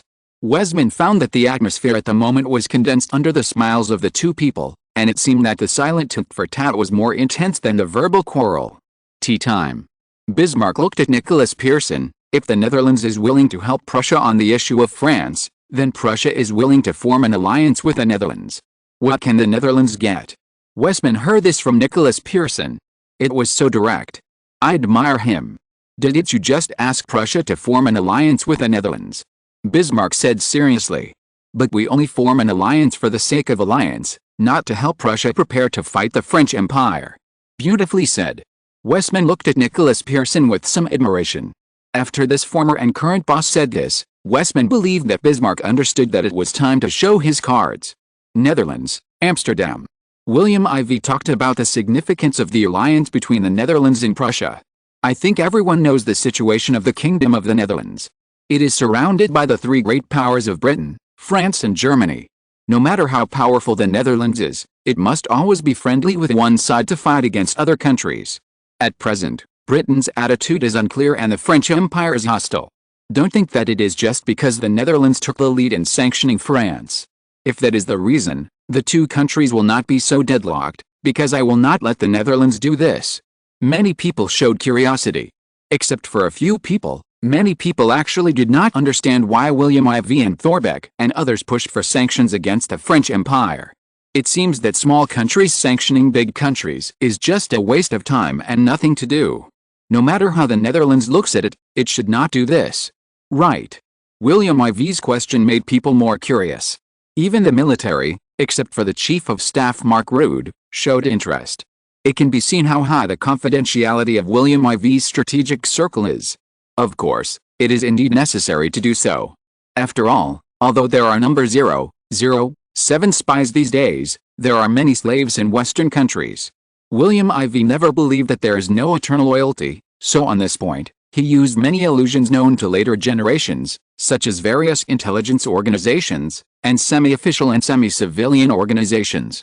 They were all William IV's spies, not only for external supervision, but also for internal supervision. Seeing that no one answered, William IV said, in fact, if we form an alliance with Prussia, the Prime Minister can appease Prussia and let them eliminate their hostility towards the Netherlands, and then focus their energy on France. The pressure on the Netherlands will be reduced. The second most important thing is that it can be used to weaken the French Empire in the south of the Netherlands, because the French Empire seems to be challenging the interests of the Netherlands in the Far East. The Far East is the far east of the Netherlands and the future base camp of the Netherlands. It cannot be lost. Whoever damages the interests of the Netherlands, there is an alternative attack on the Netherlands. The Netherlands must fight back, and Prussia's intervention will indirectly enhance the role of the Netherlands' counterattack. France's negative teaching material has become a stepping stone for the Netherlands to establish its prestige. Let's go back to Berlin, Prussia. Inside the Berlin Palace, opposite William I sat his only son, King Frederick. Father, the Netherlands sent 2 vice minister-level officials this time. This is actually a kind of friendship for us. We don't need to let Chief of Staff Moltke and Prime Minister Bismarck come in person. Crown Prince Frederick was very confused about this. Could it be that the second Vice Minister of the Netherlands is comparable to the helmsman of the Prussian military cabinet government? When did the Netherlands become so high in status? William IV smiled and said nothing. Seeing this, Crown Prince Frederick couldn't help asking, the Netherlands' hostility with the French Empire is very helpful to Prussia's plan. Now that the tension between Prussia and the Netherlands has eased, the French Empire will be more cautious about the Netherlands. This is unwise for us who are ready to see the Netherlands and France lose both. Then what are you going to do? William I revealed a faint imperial majesty. Crown Prince Frederick, I think we should not only not ease tensions with the Netherlands, but also make the relationship between Prussia and the Netherlands even more tense. Then, Napoleon III of France will take risks, and the Netherlands may face the risk of war. At that time, Prussia can benefit from it. William I shook his head. It's a good idea, but have you ever thought about the British Empire, which is eyeing you covetously next to your bed? Crown Prince Frederick was stunned. He actually forgot about Britain. When did the world's first empire make him feel no longer dangerous? It seemed to have started after he married Queen Victoria's eldest princess. Chapter 489. Is the Netherlands planning on attacking Belgium? Berlin, Kingdom of Prussia. The alliance between Prussia and the Netherlands is imperative.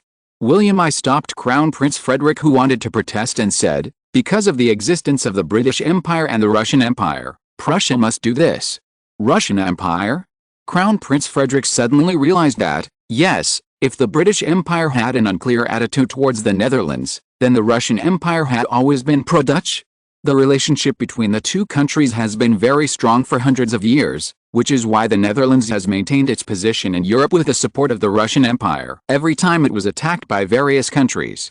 The British Empire may not value the Netherlands so much strategically, but the Russian Empire cares about it very much. It is precisely because of the existence of the Netherlands that the Russian Empire can obtain the most advanced technology in Europe. The Netherlands is the source of European technology for the Russian Empire. Prussia's use of troops against the Netherlands is a way to cut off the Russian Empire's technology supply chain. Therefore, Prussia is sandwiched between the Russian Empire behind it and the Netherlands in front of it. Prussia will face incalculable risks.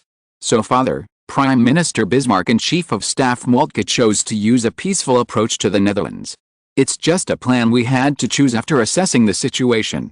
William I looked at his son's dissatisfied expression and said helplessly, Prussia needs to deal with the French Empire, so the surrounding area needs the best environment for Prussia, and the Netherlands can stand in front of us when dealing with Britain. Sweden and Denmark in the north are also very close to the Netherlands, which can restrain them in disguise. This is one of the most important reasons for Prussia. Is Father afraid of Denmark? Crown Prince Frederick asked with his eyes wide open. William I nodded and said, we have taken Holstein and Schleswig, which is an insult to Denmark. If the French Empire and Prussia fight at this time, do you think Christian IX will be encouraged by the people to make slogans and actions to Prussia to recover these two places? No one would think that the occupation of territory is something they are indifferent to, especially for Denmark, a country with a very small native territory on the European continent. Moreover, the territory was taken away not long after Christian IX became king.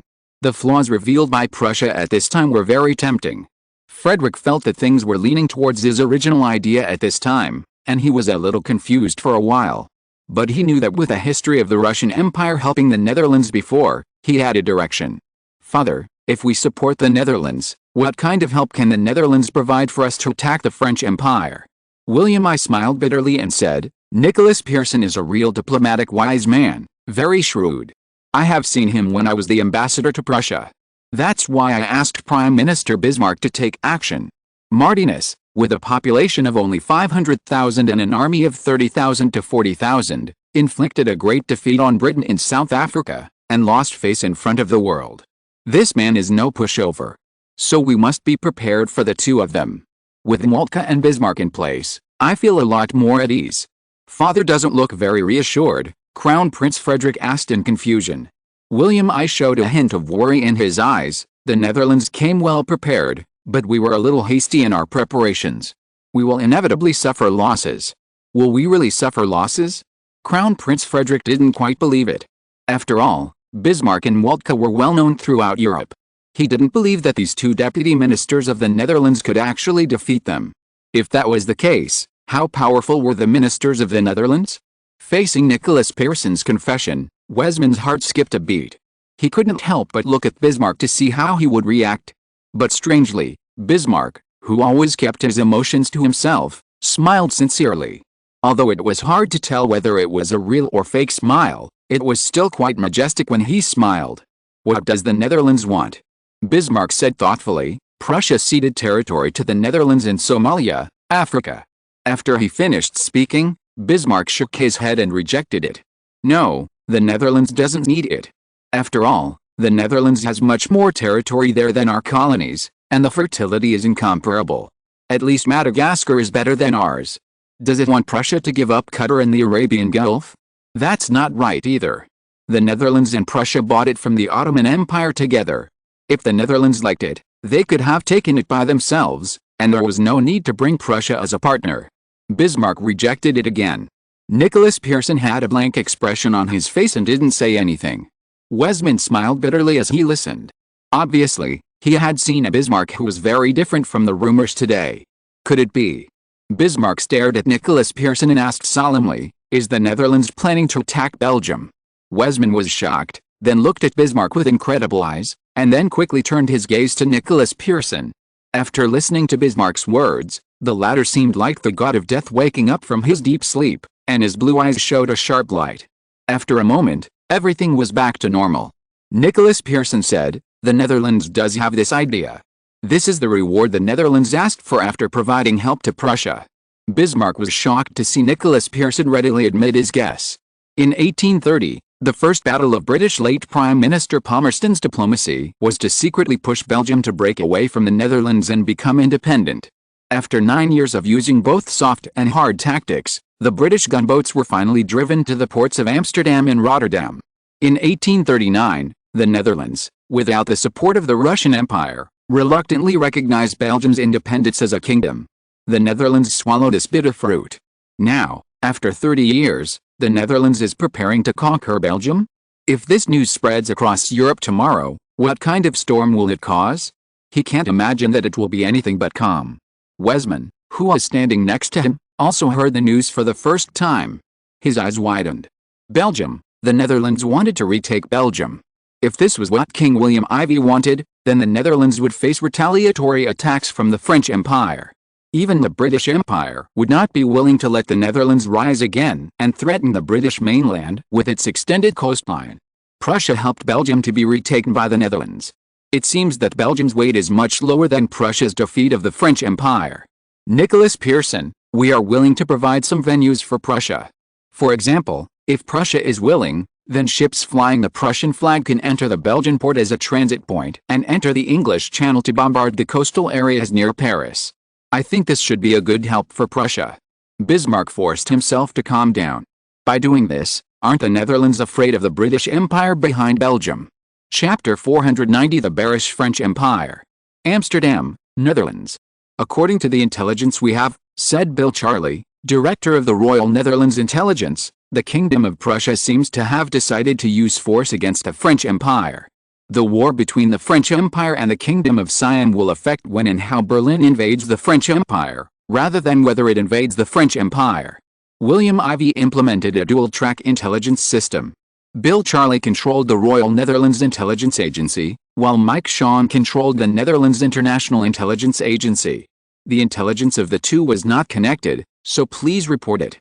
William IV can completely fill in the gaps after analysis. Of course, the Dutch National Advisor is an assistant who helps him analyze intelligence. It is the existence of these four assistants that Bill Charley and Mike Shawn need to split the intelligence of their respective regional plates to these four people, and finally Cantor, director of the Dutch National Security Council and coordinator of Atlantic Affairs, will summarize it to William IV.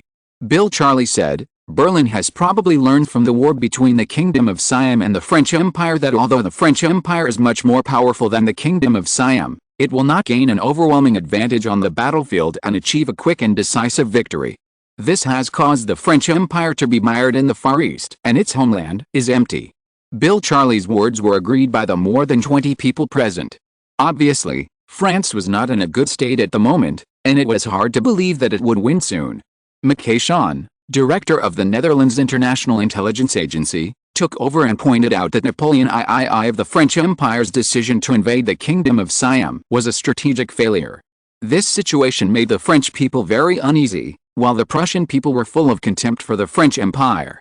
He said, from what the French Empire has faced, Prussian William I and Bismarck and others may have realized that they must dominate international public opinion and do everything possible to support the economy to cope with the possibility of sanctions from various countries.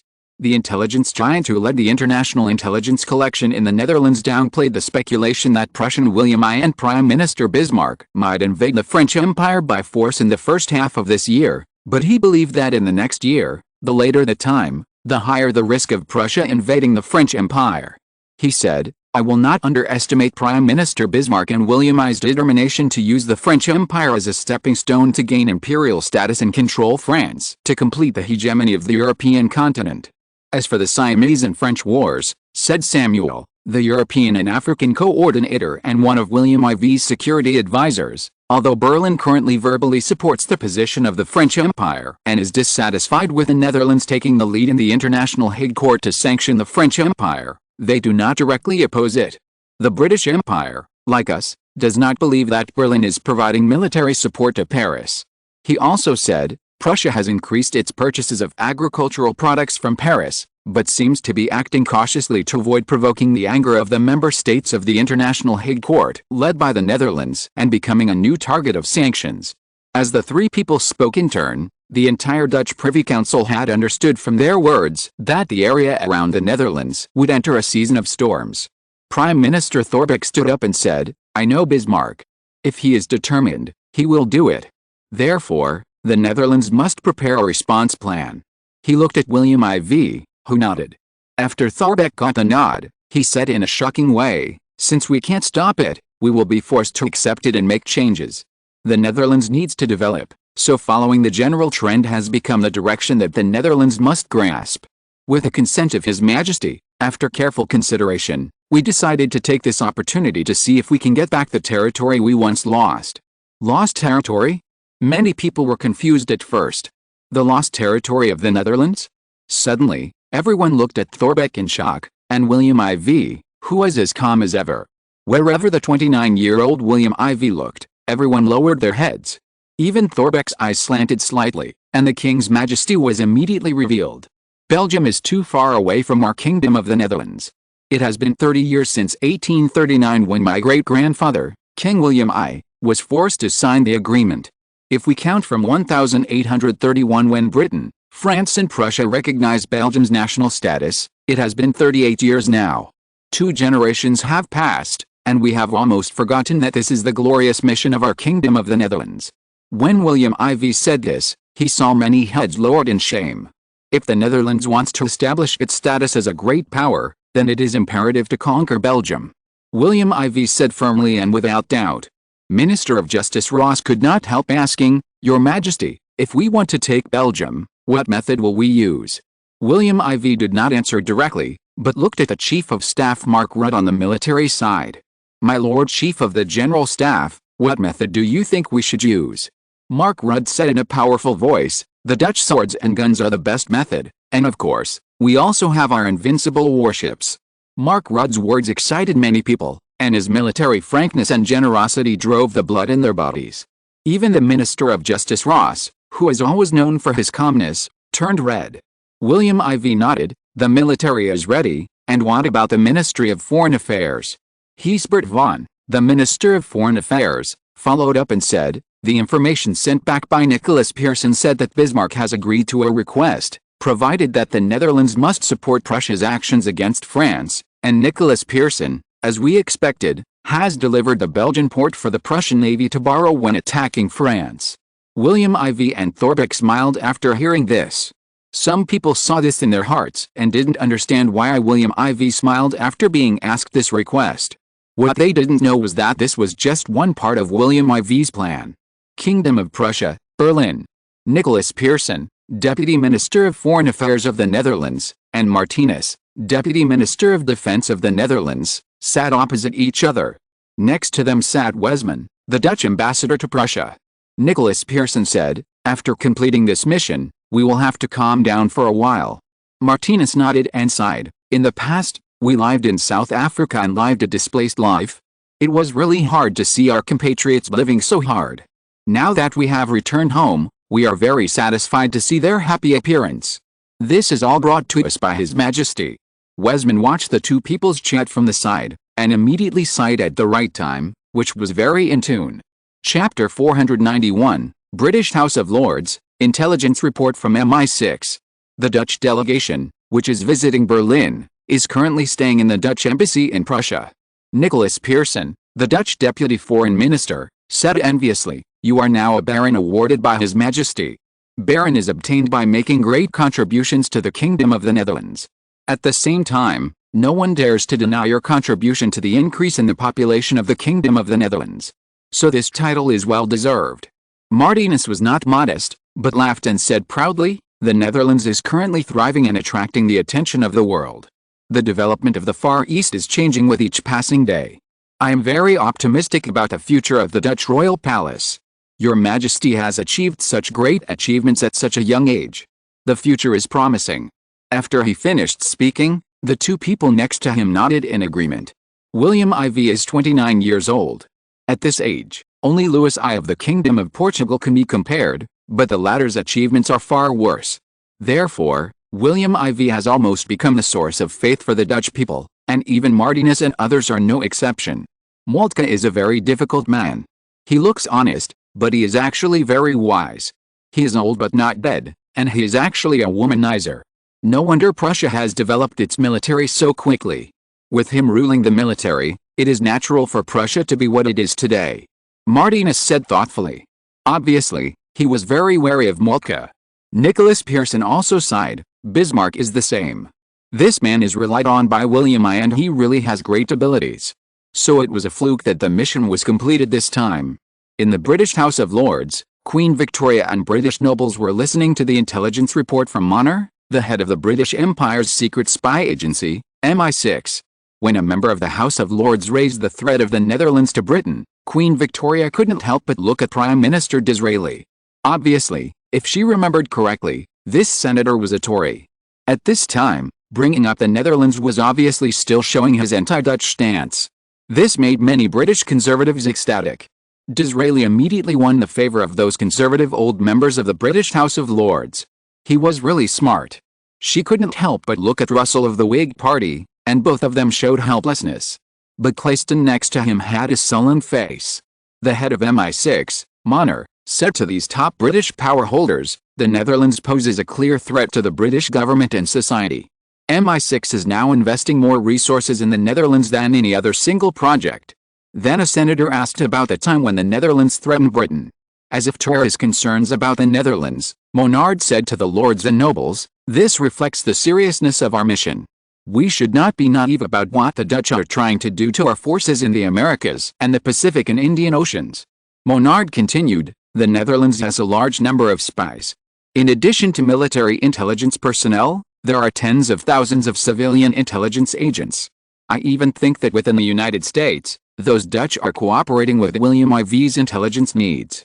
A Tory lord asked, what are the respective advantages of Britain and the Netherlands? I also think that with the poor relations between the Netherlands and the French Empire, the Kingdom of Prussia, Portugal and other countries, Britain, together with the North Atlantic Temporary Anti-Dutch Alliance composed of Prussia, France and Portugal, still holds an overwhelming advantage. He said, we have a huge advantage that the Netherlands does not have. Our British Empire is alone on an archipelago, so the threat to the mainland from the army is relatively small, and the British Empire has almost no real rivals in the navy. But, he said helplessly, the Netherlands has advantages that we don't have. The Netherlands has friends and allies. Clayton suddenly asked, what about the French Empire? Is there any intelligence about how long it will take for the French Empire to take over Siam?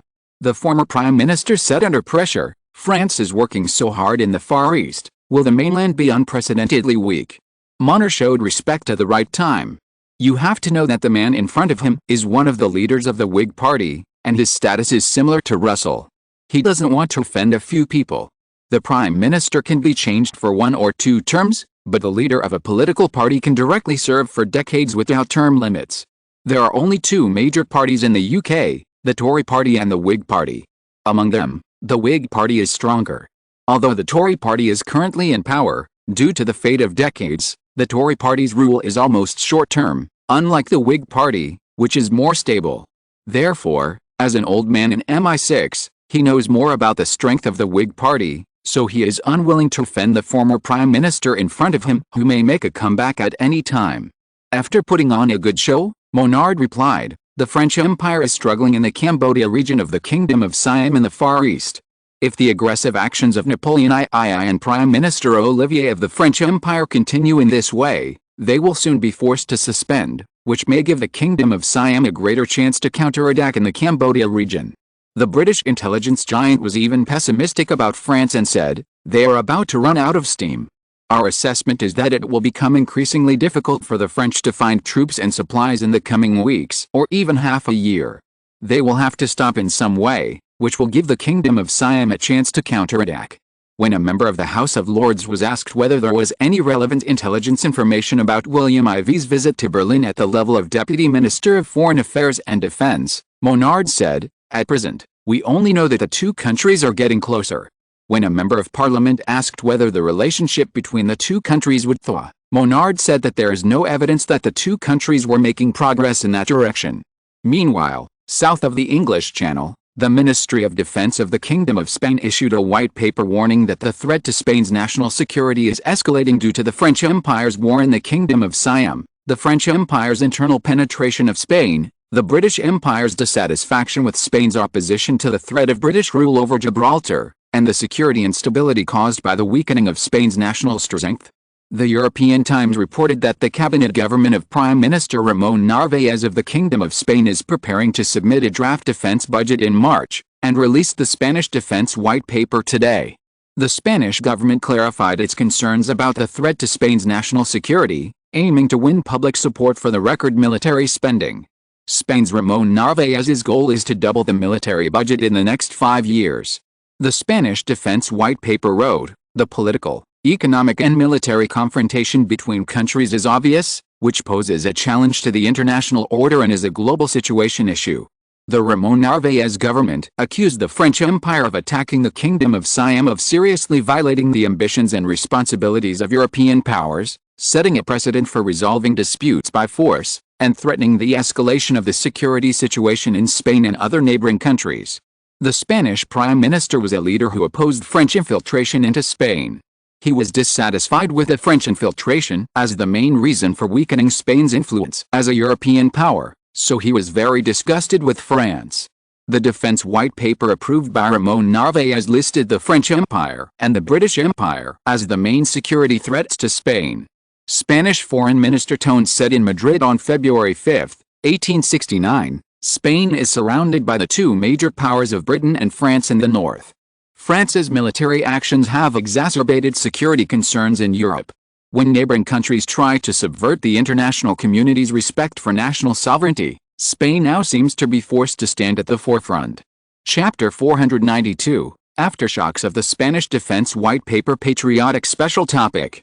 The Spanish Ministry of Defense released this year's defense report, focusing on the French Empire's invasion of the Kingdom of Siam, the British Empire's threat to Spain, France's infiltration of Spain, the close cooperation between the British Empire and France, and the threats to Spain's rule in the Far East Philippines and Cuba in the Gulf of Mexico. Brown, chief researcher and director of the Amsterdam Peace Research Institute, who was consulted by the European Times, analyzed that the Spanish government intended to pave the way for a substantial increase in defense spending by escalating military threats. At the cabinet meeting on February 6, 1869, Spain approved the 1869 Spanish Defense White Paper. This white paper opened the chapter French Empire's invasion of Siam, pointing out that the French Empire's actions seriously damaged the international order. It said that the French Empire's invasion of Siam might send a wrong message, that is, the intention to unilaterally change the status quo of international spheres of influence by force is acceptable, which made people worry about the national security of Spain, which is adjacent to the French Empire. The Spanish Defense White Paper also warned that Paris may increasingly rely on its self-proclaimed strong military force to play a deterrent role, which means that there may be risks of disputes around Spain, whether on the Atlantic side or the Mediterranean side, or even on the border between the two countries.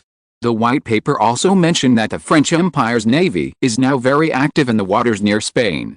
Spain continues to emphasize the French Empire threat theory and the British Empire threat theory, saying that it is necessary to pay close attention to the unilateral actions of the French Empire and the British Empire, as well as the military and political cooperation between the two countries, because this will lead to changes in the military balance in the area around Spain.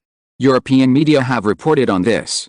Among them, Brown, chief researcher and director of the Amsterdam Peace Research Institute, told the European Times that he analyzed that the white paper's vigilance against the French Empire's strengthening of its military power is more obvious than before. The director and chief researcher of the Australia Institute, CRIM, also pointed out to the Australian Daily that the Spanish white paper followed a traditional expression of strong security concerns, but emphasized that this trend has become stronger in recent years. CRIM said that this shows that Spain has reached a very vigilant level against the French Empire, which shows how much Spain distrusts the French Empire. The white paper report also mentioned the British Empire, saying, "The British Empire's navy and army are the core of its military strength, and its military strength is rapidly increasing in quality and quantity. In addition, the British Empire uses the most advanced and largest naval force to build a world-class force, trying to suppress other emerging countries and continue to dominate the world's 5 oceans. Spain should be wary of Britain's ambitions, and Spain needs to cooperate more with partners and allies." Regarding the Far East, the length of this white paper has doubled compared to previous years, and a special chapter is devoted to it.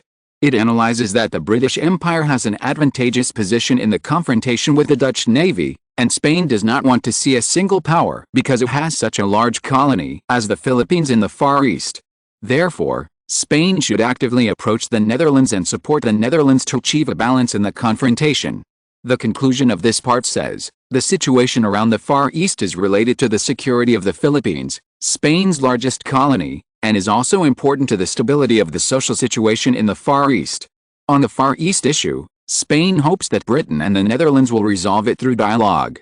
Of course, the French Empire in the north should also immediately cease fire in the Cambodian region where South Vietnam invaded the Kingdom of Siam, and resolve the war through ceasefire negotiations.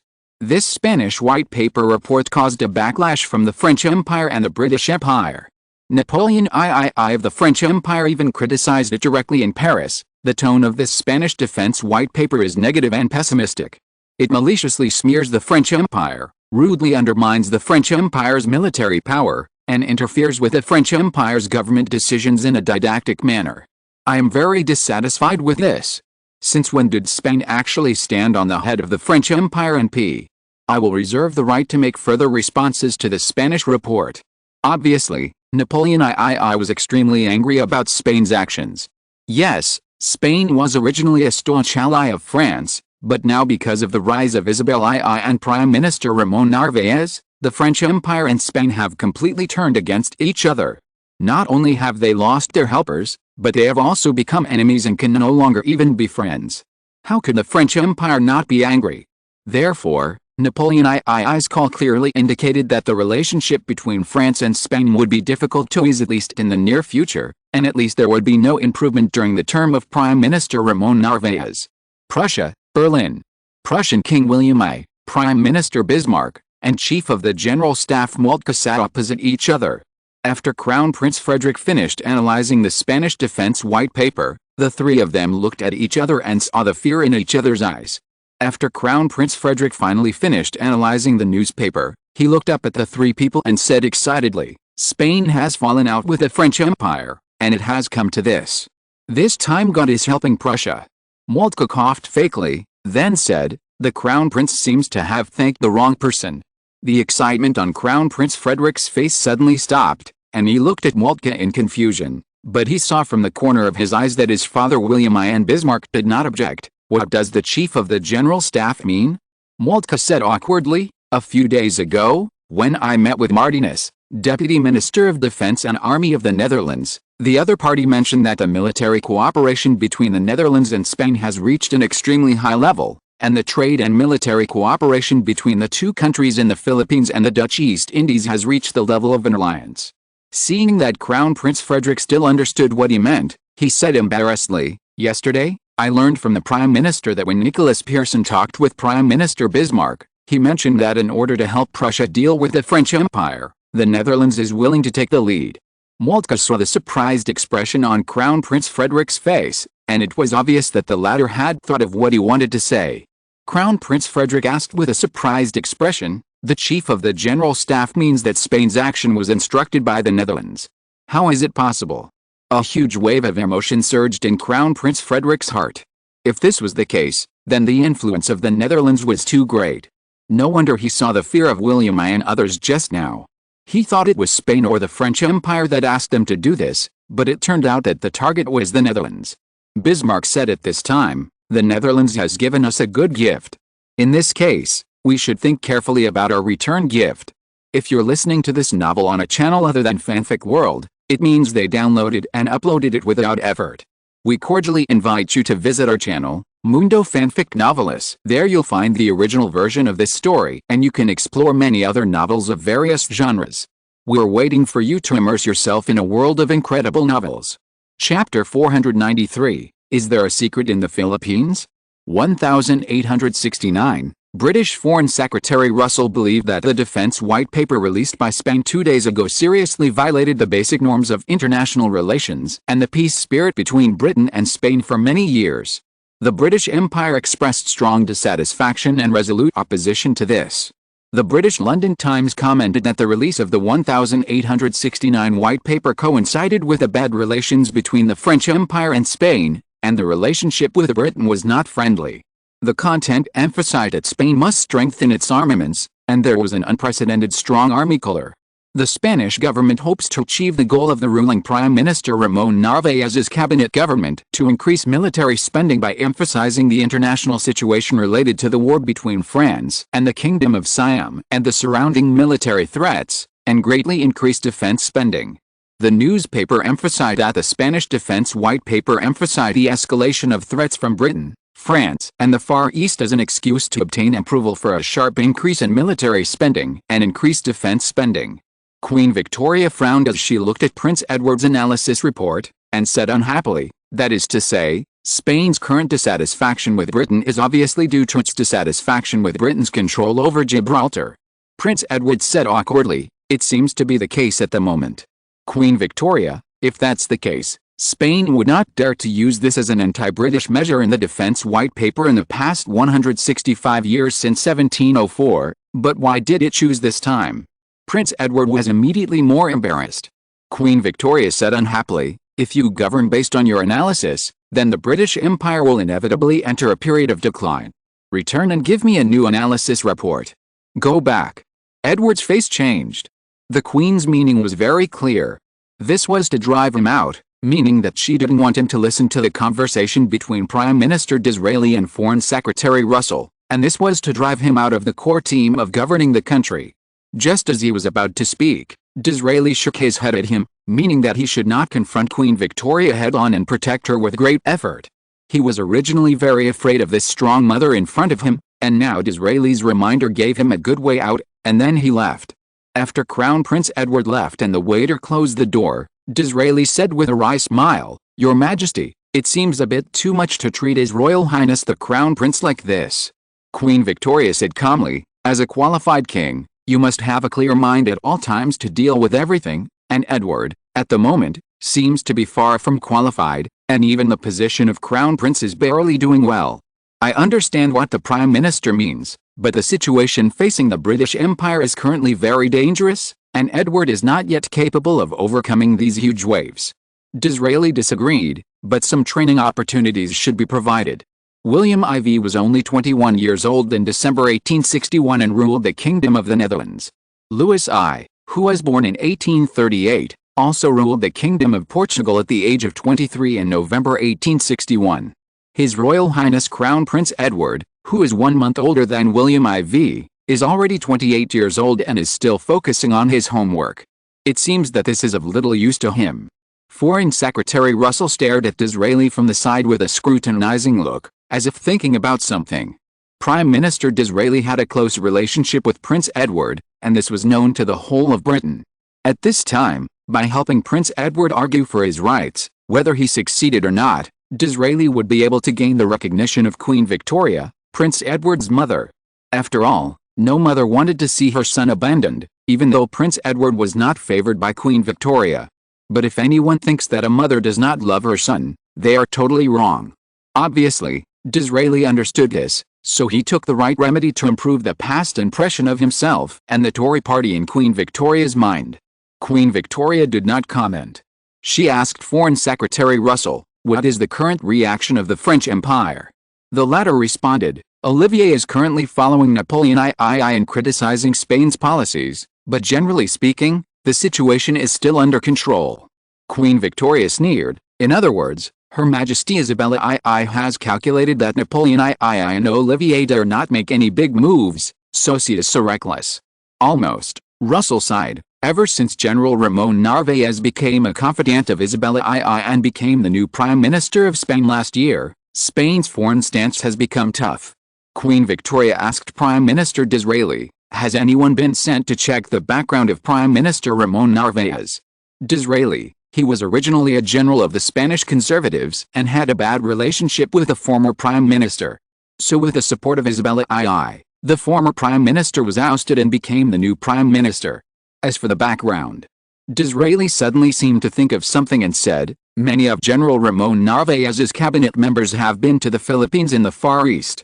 This is the result of MI6's analysis." The Far East colony Philippines? Queen Victoria and Russell were curious. The Queen said with great interest, "Find out what happened there. I don't believe that so many Spanish elites suddenly emerged in Manila. Amsterdam, the Netherlands. William IV, Isabel II's move really confused Napoleon III, but Britain's unprovoked disaster may have made Spain a concern of Britain. William IV frowned and said unhappily. The only people sitting opposite him were Prime Minister Thorbecke and Foreign Minister Hespert von. Both of them could hear the anger of His Majesty. William IV asked, "If Britain takes action, will it be aware that we are behind it?" Hespert von heard this and said, "Britain's military intelligence 6 is very large and has a strong intelligence-gathering capability. In this regard, I am not harming myself. Our two major intelligence organizations cannot compare to each other individually, so it is difficult to draw a conclusion. It's the same as saying nothing after talking for a long time." William IV glared and asked Thorbecke, "Speed up the Dutch support for Spain in the Philippines. That is where the Netherlands' influence on Spain lies, and it is also where the Netherlands will fill the gap in the Far East in the future. As long as we take over the Philippines, even if we take over the southern part of Mindanao Island, and make them belong to the Netherlands can use this to clamp down on Spain." William IV sneered, "By then, Spain's status as a great power will depend on our mood, whether it is suitable or not." Chapter 494, The Dutch-British Confrontation. According to the Spanish newspaper La Vanguardia and other European and American newspapers, Dutch Speaker Huntington will lead a delegation to celebrate the 220th anniversary of the Netherlands' independence from Spain in 1649 in mid-February. The two also expressed their hope that the friendship between the two countries will continue and support each other's core interests. Spanish Speaker of the House of Representatives Julian supports the foreign policy of the Netherlands, while Dutch Speaker Huntington supports the position of Gibraltar, which is of most concern to Spain, and is willing to visit the border between Spain and Gibraltar to promote support during his visit to Spain. At the same time, the British Empire responded with a rebound. The next day, British Foreign Minister Russell sternly warned Dutch House Speaker Huntington that if he acted according to such a statement, it would be a malicious provocation and a positive and dangerous political signal. He also said firmly that all consequences will be borne by the Netherlands and Spain. In the past, officials of the French Empire during the Napoleon I period did not recognize Britain's rule in Gibraltar. He also wanted to make a similar move, but in the end, under the strong pressure of Britain, Paris announced within a few days that Napoleon I did not support such an approach. Therefore, many pro-Spanish people in the Paris political circle could only postpone their trip on the grounds of illness, but they did not expect that more than 50 years had passed since the postponement. Many people suspect that this is such a coincidence, and the reason for illness is just an excuse for the French political circle to support Spain's Gibraltar trip more than 50 years ago, under British pressure.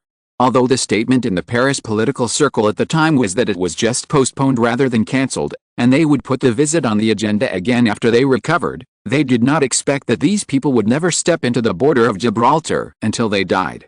This made the Spaniards, who originally had great expectations and good feelings for the French Empire, turn expectations into ridicule over the years. It was under such circumstances that the relationship between France and Spain changed from bottom to top to the confrontation it is now. Unexpectedly, 50 years later, it was the Netherlands that initiated another action to support Spain's position on Gibraltar. This surprised the Spanish. However, this time, due to the precedent of the last Napoleon I period, some Spaniards and European politicians question whether this was a short-selling plan operated by the Netherlands to urge British Prime Minister Disraeli and Dutch Prime Minister Thorbecke to hold talks and dialogues as soon as possible. Prussia, capital of Berlin. First, the smoke bomb of the Dutch Speaker of the House of Representatives visiting Spain and supporting their Gibraltar territorial claims was released as a bargaining chip. And then Prime Minister Thorbecke spoke out and threw out the 10-day appointment, which sounded like an invitation and an ultimatum. It was a pity that Spain only played the role of a bargaining chip. Regarding the topic of Huntington's visit to Spain, the Spanish officials kept silent, claiming that there was no definite information and no further comments. As Bismarck expressed his views, William I, Moltke, and Crown Prince Frederick beside him looked more solemn than ever. William I sighed. William IV of the Netherlands is playing a good game of chess. He seems to be indecisive with a chess piece in one hand, but in fact he is just feinting. It is hard to understand and guess. As the parties involved, Britain and Spain, seem to be able to only silently accept the Netherlands' intervention in the Gibraltar issue. He was also surprised and said, on the other hand, the Speaker of the Dutch Central Parliament, Huntington, may have misjudged Britain's determination to defend Gibraltar. The channels between the cabinet governments of the Netherlands and Britain are still smooth. The British government directly issued a warning to the Dutch government, which seems to have been taken seriously by the latter. Chief of the General Staff Moltke also said, "But Britain doesn't care whether the Dutch cabinet government and the Speaker of the Dutch House of Representatives are playing a double act, pulling each other, or something else." Hugh Smith, the president of Cambridge University and dean of the School of Political Science, warned the Financial Times in a suggestive way that the British Navy's Mediterranean fleet could choose to conduct naval exercises at an appropriate distance and at the same time. At the same time, the British Home Fleet could accompany the visiting warship of the Dutch House of Representatives Speaker Huntington in the English Channel to Spain to protect his safety. The president of Cambridge University also sarcastically said that once the British fleet participated in the exercise, it would become a routine exercise for Britain near the coast of Spain every year. The British Empire should thank the Dutch House of Representatives Speaker Huntington for creating an opportunity for the British Empire to expand its influence, opening up the self-restraint of the British Empire Navy's previous reluctance to deploy a strong naval fleet in Gibraltar, and also opening up a new space for the British Navy to exercise sovereignty over Gibraltar. Moltke smiled and said, after Thorbecke spoke, Smith continued to say that the Dutch Prime Minister should be able to organize the reckless behavior of the Speaker of the Dutch House of Representatives that may create a military and political crisis in the Netherlands and Britain. If the Kingdom of the Netherlands can control him, then the British Empire will control him and punish him. I believe that the British Navy will make his visit a shame for him and the Kingdom of the Netherlands. Moltke smiled and said, now that things have come to this, Huntington's trip to Spain will not be successful. Will he dare to visit Spain? At this time, the entire international community has doubts. Crown Prince Frederick said at this time, one speculation is that when Britain was defeated in South Africa in 1864, Spain and other countries saw the opportunity and prepared to make a breakthrough. The then Vice President of the Italian Senate, Bettino, wanted to visit there with the support of King Emmanuel II to improve relations with Spain. As a result, the warship sailed from Italy and returned to the port halfway out to sea. If even the Italian Vice President's attempt to visit was stopped, Huntington's higher-level position as Speaker of the Senate would be even more out of the question. Moreover, Thorbecke, the Dutch Prime Minister, has expressed reservations. Huntington should have retreated and come up with a reason to step down, right? Bismarck said, since this news has been reported again and again, Britain must be on high alert and make various contingency plans for Huntington's visit to Spain. First of all, military threats are bound to exist, and the naval deployment around Spain will increase. Secondly, as President Smith said, Britain's practice of accompanying the Dutch speaker on a cruise, and even breaking the tacit understanding between Spain and Britain for this purpose, and exercising tighter control over Gibraltar, has further hurt Spain's fragile heart, which has greatly increased the risk of accidental clashes between the two countries. Furthermore, Britain may also conduct warship exercise deterrence in the surrounding areas. If Huntington does not put his visit on hold, it will be difficult for the Dutch and British Prime Ministers to talk. At present, it seems that he has changed his approach and is more likely to approach Spain with a lower attitude. Thorbecke also wants to talk with the British Prime Minister Disraeli as soon as possible. The result of this round of confrontation between the Netherlands and Britain will be known in about 10 days. As Thorbecke said, Chapter 494 is gone, and will be added later.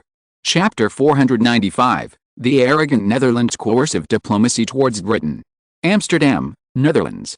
Haspet van suddenly asked, Your Majesty, Prime Minister Disraeli is currently unwilling to have a prime ministerial dialogue with us. It seems that he wants to leave us aside. This is very difficult for our intergovernmental exchanges and the work of the Ministry of Foreign Affairs. Thorbecke sighed. Obviously, London knows that we currently have something to ask of them, so they do it on purpose. However, if this continues, we will delay our progress on the Belgian issue. The Netherlands wants to take back Belgium, and Britain is the biggest mountain in front of them. Either split it or move the other side to make way. With the current strength of the Netherlands, it is difficult to do the former, that is, it can only do the latter. William IV narrowed his eyes, and then seemed to think of some forced exchanges between his motherland and then hegemon, the United States, in his previous life. He immediately had a plan. So he told the two of them his thoughts. When Spain, France and the United Kingdom were arguing over the defense white paper released by Spain, another country broke in. On February 9, 1869, the Spanish vanguard, which ranked first in sales in the Kingdom of Spain, suddenly announced that Huntington, the Speaker of the Dutch House of Representatives, who ranked fourth in Dutch politics after William IV, Prime Minister Thorbecke, and Senate Speaker Bonne, planned to visit Spain in mid-February and visit the border between British Gibraltar and Spain. He would break the practice of the Netherlands not expressing its opinion on the ownership of Gibraltar for the first time and recognize that Gibraltar is a territory of Spain rather than the British Empire. This would be the first senior European government official to support Spain's position in 165 years since 1704. The news once again ignited public opinion in the Kingdom of Spain, and after being reprinted, it also triggered discussions with different reactions in European countries. The British Foreign Office also immediately expressed its firm opposition on February 10, 1869. Many people in Europe were surprised that the Netherlands stood up to support Spain at this time. Even Bismarck and others were very confused. Although they knew that the Netherlands supported Spain against the infiltration of the French Empire, they did not expect that the Netherlands would even help Spain against Britain. What was the Netherlands going to do? Many people had this idea. Even Queen Victoria of the United Kingdom and Prime Minister Disraeli were confused. In short, because of the Dutch Speaker of the House of Representatives Huntington's possible visit to Spain to support Spain's position, the Netherlands suddenly inserted itself into the conflict between Britain, France and Spain and became the fourth party. No one understood what the Netherlands wanted to do, nor did they know how the Netherlands would be counterattacked by Britain. After all, the British Empire had the world's leading navy, and the Netherlands' approach seemed to be a futile attempt. It was this idea that made people even more puzzled. As a result, just one day later, Dutch Prime Minister Thorbecke told most European newspapers on February 11, 1869 that the Dutch military believed that it was not a good idea for Speaker of the House of Representatives Huntington to visit the Gibraltar border at this time. Prime Minister Thorbecke said that he did not know the progress of the matter because the Netherlands had a separation of powers and he could not control the actions of Speaker of the House of Representatives Huntington. Thorbecke then threw out another bombshell. He might communicate with British Prime Minister Disraeli within 10 days. "I think I will communicate with Prime Minister Disraeli within 10 days, Thorbecke said in an ambiguous way. Communication could be done by telegram, or face-to-face talks between the two people as the legend goes. The legend is because since Disraeli of the British Empire became the British Prime Minister, he has not had any formal meeting with the Dutch Prime Minister. Therefore, it is said that both countries have been planning for this for a long time, but so far, only the sound of footsteps has been heard, but no one has come down.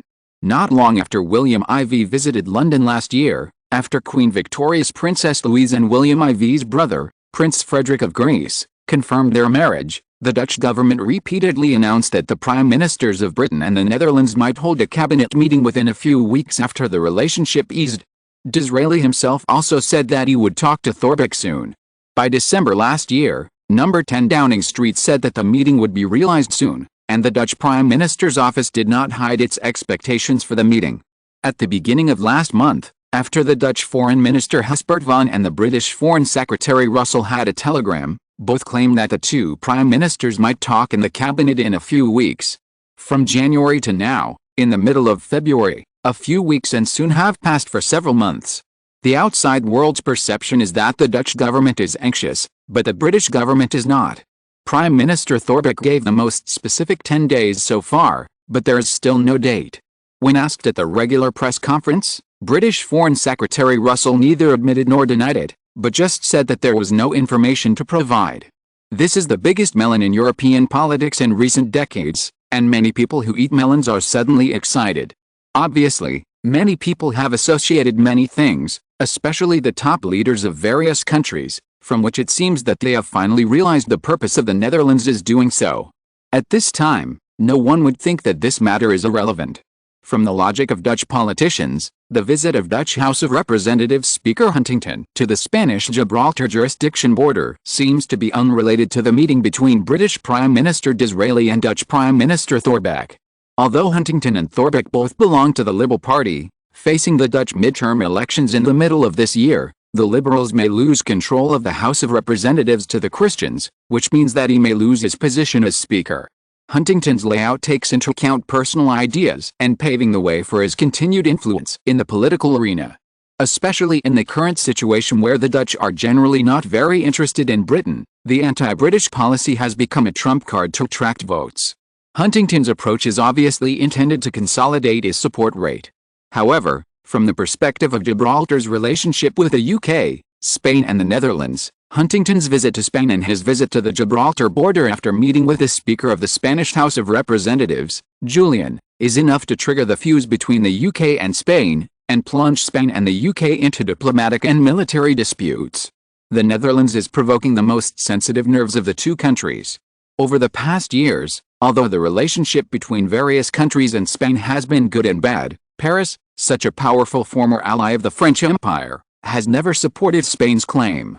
Therefore, the support of the Netherlands has gained unprecedented favor in the whole of Spain, including Madrid, and also made the Spanish government and Isabella II gain the stability of their regime because of the external support for Spain's position. If the Speaker of the Dutch House of Representatives Huntington successfully visits there, it will break the original default boundary between Spain and the UK, and will inevitably break the original silence of European countries on the issue of Gibraltar. If the Dutch Speaker of the House of Representatives really goes to that sensitive place and does what the news says, it will definitely have a serious impact on the Anglo-Dutch relationship.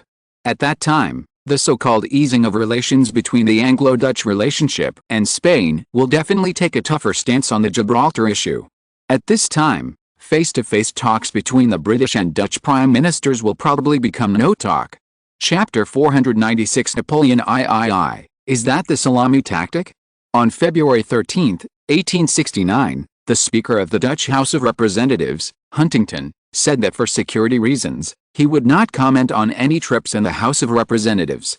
According to the Dutch Australian Times, when asked about the strong backlash from Britain over his visit to Gibraltar, Spain, at a regular press conference in the House of Representatives, Huntington said, "I don't discuss my plans for a trip. This is a topic of the Dutch National Security meeting." Huntington also emphasized that he never announced any trips in advance. The authoritative newspaper of the Kingdom of Spain, the Spanish Vanguard, reported this week that Huntington, the fourth most important figure in the political arena of the Kingdom of the Netherlands and the Speaker of the House of Representatives, is planning a trip to the Iberian Peninsula in mid-July that will include the border actually ruled by Gibraltar, Spain.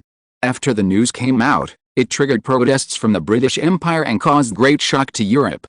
The British Foreign Office and the Ministry of Defence have warned that if Huntington visits the British-controlled border of Gibraltar as reported to have announced support for Spain's rule over the area, London will take resolute and strong measures, and the Netherlands and Spain will be fully responsible for the consequences.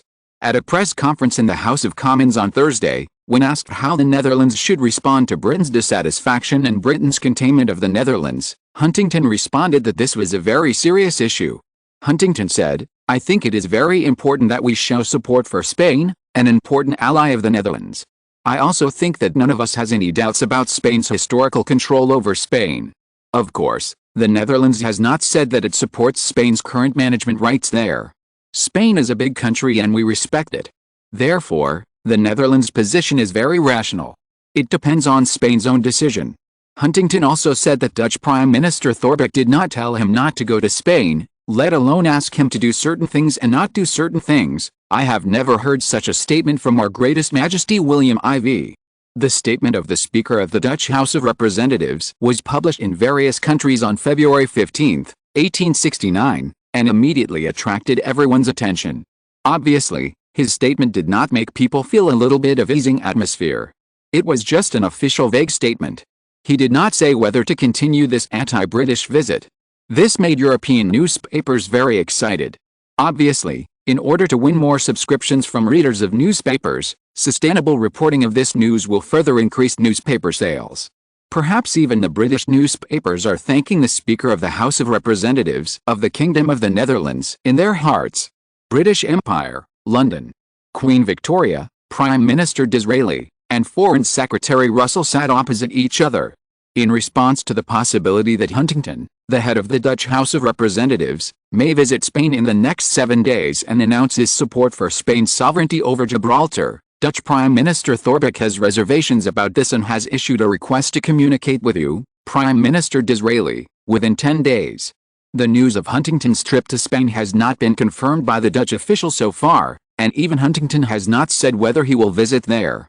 At this time, Thorbecke's serious intervention at this time cannot be ruled out as a diplomatic storm written, directed and performed by his government under the current poor relationship with the French Empire, creating a diplomatic achievement of the Dutch cabinet government by intervening to cool down the tension between Spain and the United Kingdom and save face. Foreign Secretary Russell pointed out analytically, the British Empire must stick to the bottom line and maintain its composure because of the provocation of the Netherlands, and not be led by the other side. Disraeli did not speak, and it was unclear whether he would deny or agree. MI6 intelligence shows that when Dutch Prime Minister Thorbecke returned to Amsterdam from Rotterdam the day before yesterday, there were newspaper reports that Huntington would lead a House of Representatives team to visit Spain in a few days. Thorbecke even responded by saying that the military representative of the Dutch Ministry of Defense thought it was not a good time to visit Spain, nor a good idea, and revealed that he expected to communicate with me within 10 days, but avoided talking about the topics he and I would discuss. Disraeli said with wisdom and solemnity, his words seem to release the message that he does not agree with Huntington's visit to Spain and strives to have a dialogue with me as soon as possible. This makes me a little confused. Obviously, they seem to have differences, but they have a coordinated approach, which makes people unable to figure out what is going on at once. Queen Victoria saw that the two people had different judgments, and their respective statements made sense, which immediately gave her a headache. She couldn't help but complain that William IV always gave her some problems. Suddenly, her eyes lit up, so she said, "Since you can't figure out their ideas, you can start with others." "Who is it?" Disraeli and Russell asked in unison. Queen Victoria smiled and said, "Who is above them?" Both of them were smart people and immediately understood what the Queen meant. Queen Victoria, "Just keep an eye on him and you will understand the attitude of the Netherlands." French Empire, Paris, Versailles Palace. Napoleon III also followed the development of this matter with his French Prime Minister Olivier and Foreign Minister Edmond Drouin-Delou. This may be a sausage-cutting tactic led by the Netherlands, intended to test the red line of the British Empire. The shocking words of French Foreign Minister Edmond Drouin-Delou made Napoleon III and Prime Minister Olivier startled and looked at him. They wanted to hear his novel statement. In fact, there is a reason why the French Empire can stand as a great power in Europe. No one will deny that Napoleon III himself has few diplomatic cells, so he led France to more and more lonely diplomatic achievements. However, no one will think that the French Empire has no diplomatic masters. It's just to see if there is a good person. Even William IV, a time traveler, never dared to underestimate the French Empire. After all, this country still maintained its status as a European power more than 100 years later. Although it was almost the same as a regional power at that time, it still maintained its foundation as a global power. Who dares to ignore such a country? Therefore, existence is a law, and the existence of the French Empire naturally has its advantages. The foreign minister in front of him, Edmond Drouin-Delou, is an expert in European diplomacy. Edmond Drouin-Delou saw that it attracted the attention of Napoleon III and Olivier, so he said, in fact, the news of Huntington's visit to Spain was first reported by Spanish newspapers. The Dutch Prime Minister's office, the Speaker of the House Huntington's office, and the Spanish side have not officially confirmed it in recent days. Chapter 497 Joseph I, listen to what he says and watch what he does. Napoleon III and Olivier both came to their senses, and it seemed to be the case. He continued, Prime Minister Thorbecke spoke up and opposed the British-Dutch military's opinion, which makes people suspect that the whole thing was led by Thorbecke, because he was unable to effectively handle the relationship between the Netherlands and France, Prussia, and Britain, which was very unfavorable to the Netherlands' peripheral diplomacy. As a result, although the Liberals have made achievements in the domestic economy and have achieved good results in national development, they seem to be locked in diplomacy, which has become a shortcoming of the Liberals that has been attacked. Therefore, the midterm parliamentary elections at the end of the year will be a big test for the Liberals, so I suspect that this is Thorbecke and Huntington playing a double act. They are in urgent need of some achievements to boost support, and finally choose to seek to break the embarrassment of Dutch diplomacy. Napoleon III and Olivier immediately reacted, and it was really like this when they thought about it. Napoleon III was worthy of being the emperor of the French Empire, and his political ability was not to be underestimated, so he drew inferences from one example and said, by doing this, they have put the Disraeli government of Britain in a dilemma. Meeting Thorbecke or not will have completely different consequences. I remember that the deadline for Thorbecke's 10-day appointment was February 18, and Huntington's mid-February statement means that February 19th is the last day. Haha, it's so well calculated. If Disraeli hasn't met with Thorbecke on the 18th, then it is very likely that Speaker Huntington will appear in the southern coastal area of Spain on the 19th while visiting Portugal. This wave of coercion is in line with William IV's way of doing things, so the leader of the whole thing is self-evident. Prime Minister Olivier looked at Napoleon III in disbelief when he heard this. "Your Majesty, are you saying that His Majesty William IV is behind all this? This is too unbelievable." Edmond Drouin-Delou felt contempt in his heart. Olivier was too good at acting. He didn't seem to be that thick-skinned. This made him understand why he was only the foreign minister of Oliver's cabinet government, while he was the prime minister in his boss. Although it was a little late, Edmond Drouin-Delou also showed curiosity at the right time. Napoleon III enjoyed this kind of recognition very much. He pointed out, William IV seems to be low-key, but in fact, it is just a management method that he seeks to hide himself and let the people below stand up for him. In 1863, South Africa was secretly confronting Britain. He was strong and won over Prussia and us to make Britain suffer a heavy loss of more than 100,000 troops. From then on, the British heard about the Boers and changed their color. The Netherlands took the opportunity to incorporate hundreds of thousands of Dutch people who were wandering in southern Africa and had been baptized by war. This made the Netherlands more powerful and laid the foundation for its status as a great power in Europe. This operation can be said to have made Britain count for sure. Even British Prime Minister Palmerston, who was known as the Second Metternich, was inferior to him. Napoleon III said with envy, later, in the battle for influence in Belgium in 1865, the Netherlands once again calculated against the Palmerston government and us. In the end, although we had difficulty in conquering southern Belgium and the Netherlands had difficulty in conquering the north, the Netherlands was more calculating and Belgium was completely calculated by them. From then on, Belgium became a country controlled by the Dutch. In 1865, Leopold II, who inherited the Belgian throne, became Prime Minister Jules Darnetant, and the Speaker of the Senate, Marie-Philippe, and the Speaker of the House of Representatives, Joseph Bight, all had no power over domestic and foreign affairs. Isn't this very similar to William IV's failure to deal with Britain in South Africa? This once again shows how terrible William IV's strength is. After a moment of sighing, Napoleon III said with emotion, on the issue of North America, the Netherlands has been planning for 10 years as early as possible, and step by step, the Dutch have reached the pinnacle of the United States of America. The assassination of Lincoln and the assassination of Seward shocked the whole of America, and even Europe was stunned. What the Netherlands has done is incredible even for me who has experienced a lot. In addition, in recent years, the Netherlands has been constantly operating and establishing various international organizations. Napoleon III said vigilantly, we must be cautious about this, because the International Hague Court organization that is currently dealing with us has taken the lead. Looking at the current economic difficulties faced by our French Empire, we can see the power of the Dutch organization. I think the effects of other organizations should not be much worse. There are so many organizations of various types. We don't have to guess. We all know that William IV is preparing for the next ambush. With the strength of William IV, if he doesn't take action, it's fine. Once he does, it will be absolutely thunderous and painful.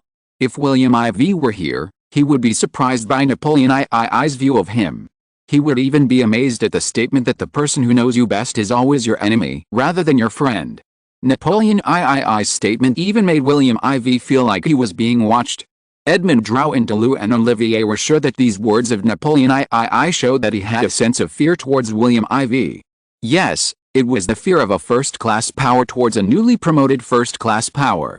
This made both of them understand that perhaps the strong diplomacy of the French Empire towards the Netherlands would soon change to adapt to Napoleon II's ideas.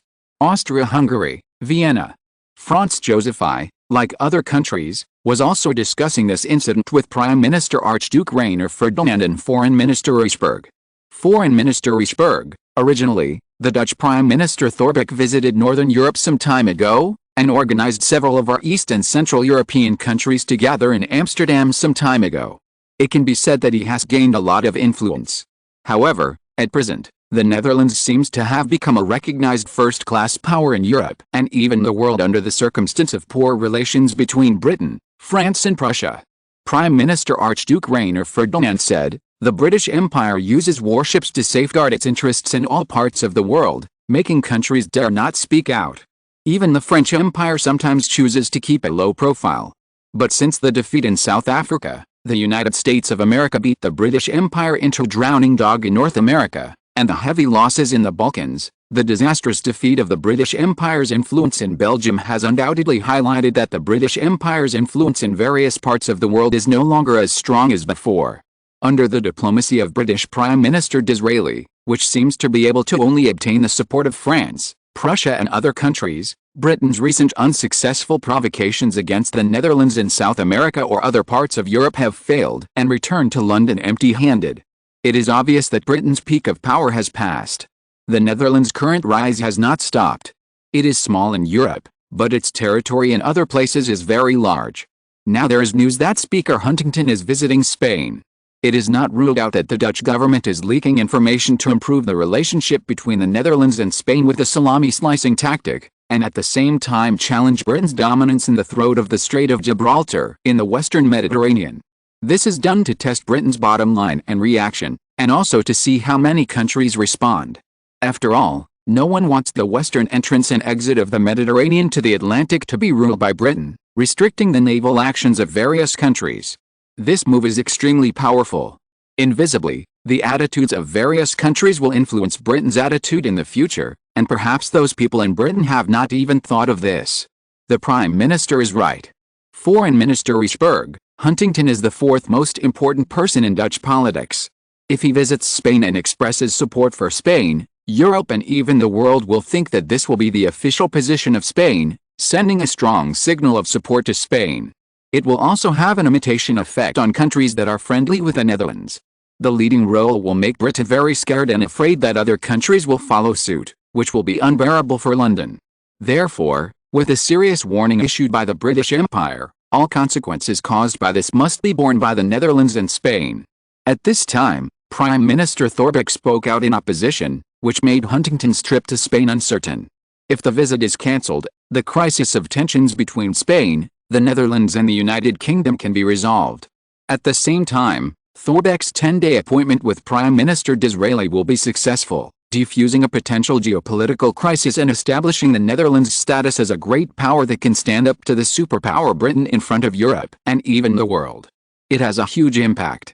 The Austro-Hungarian foreign minister also said, in addition, the Dutch Prime Minister will be able to seek concessions from Britain on some regional issues and global affairs, such as the conflicts of interest in North and South America, the Pacific Ocean, the Indian Ocean and Africa that could not be resolved when the relationship between the two countries was strained. This contest will allow the Netherlands, which has the upper hand, to benefit from it.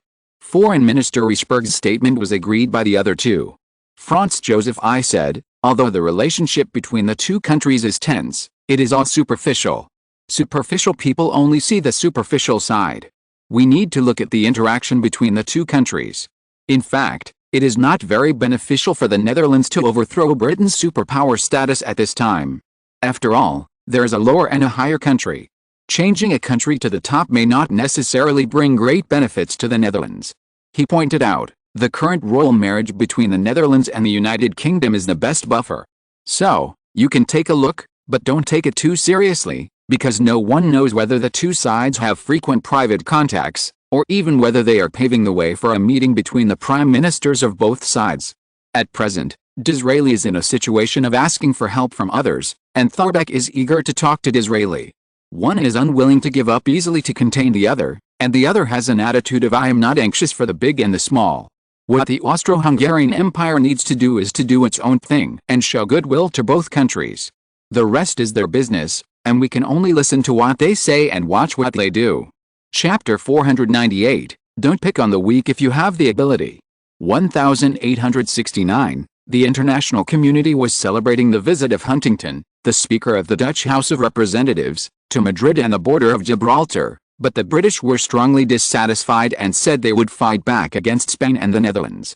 For this reason, when no one could figure out what the Dutch intentions were, Francisco P. Magal, the leader of the Spanish opposition party, the leader of the minority in the Spanish Senate, and a person known for his pro-British attitude, stood up and strongly criticized a British counterattack.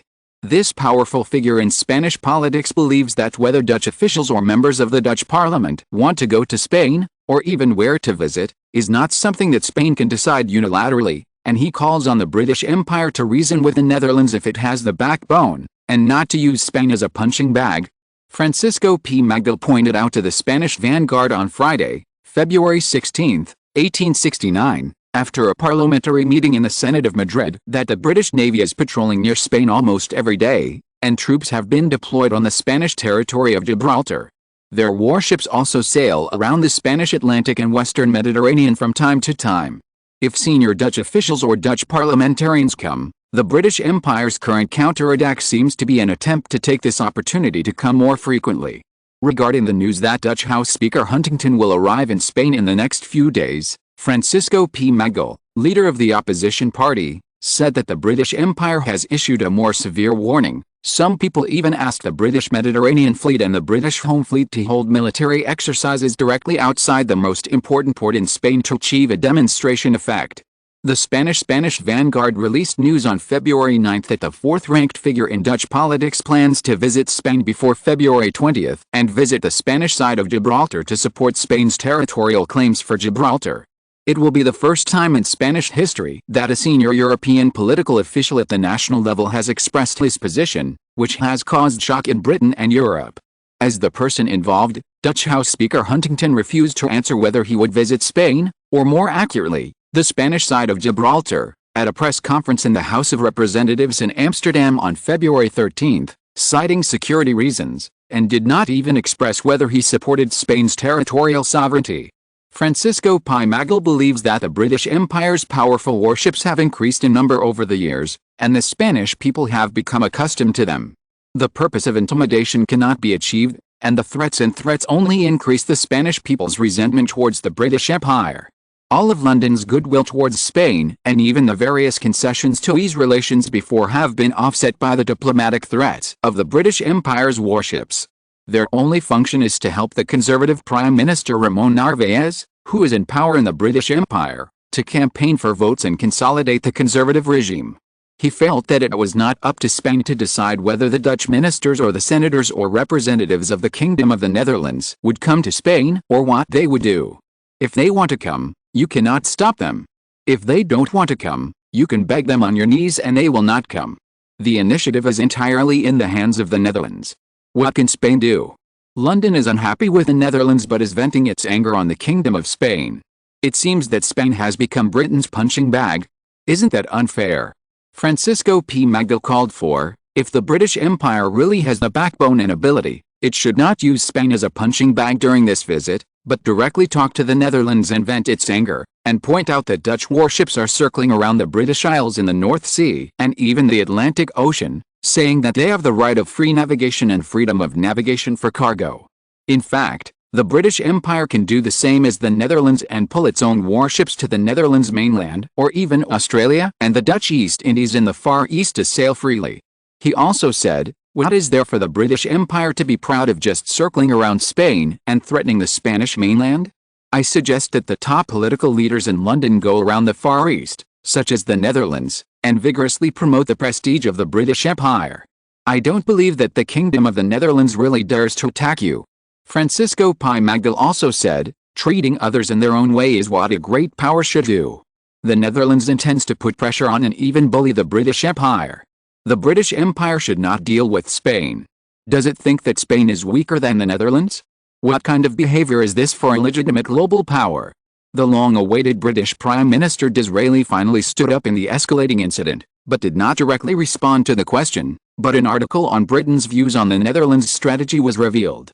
In an exclusive interview with the London Times, when the British Prime Minister was asked about the British government's upcoming strategy for the Netherlands, he said that London is studying Britain's views on the Netherlands in great depth. He said, the Netherlands is a systematic competitor. We must make it clear that no one can blackmail us.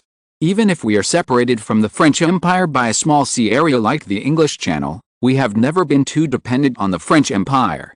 This is the basis of our strategy to deal with the rise of the Kingdom of the Netherlands. We will cooperate where we can, but we must also establish a strategy of independent British exclusive interests in some key areas. This is what we care about and value most. This is consistent with our foreign interest policy. Disraeli emphasized that His Majesty the British Empire should avoid repeating the current mistakes of the French Empire, that is, the French Empire is increasingly isolated from the world like self-destruction, becoming an aggressor that everyone shouts and beats, which has damaged its own strength. The Siamese War triggered people's concerns about sanctions against the French Empire and caused a lot of economic decline.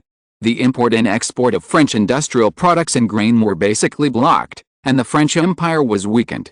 In response to the provocation issued by the current Dutch House of Representatives Speaker Huntington during his visit to Spain, British Prime Minister Disraeli said in an exclusive interview with the London Times that the Netherlands constantly changes its internal voice, changes its arguments, and carries out various blackmails against the British Empire.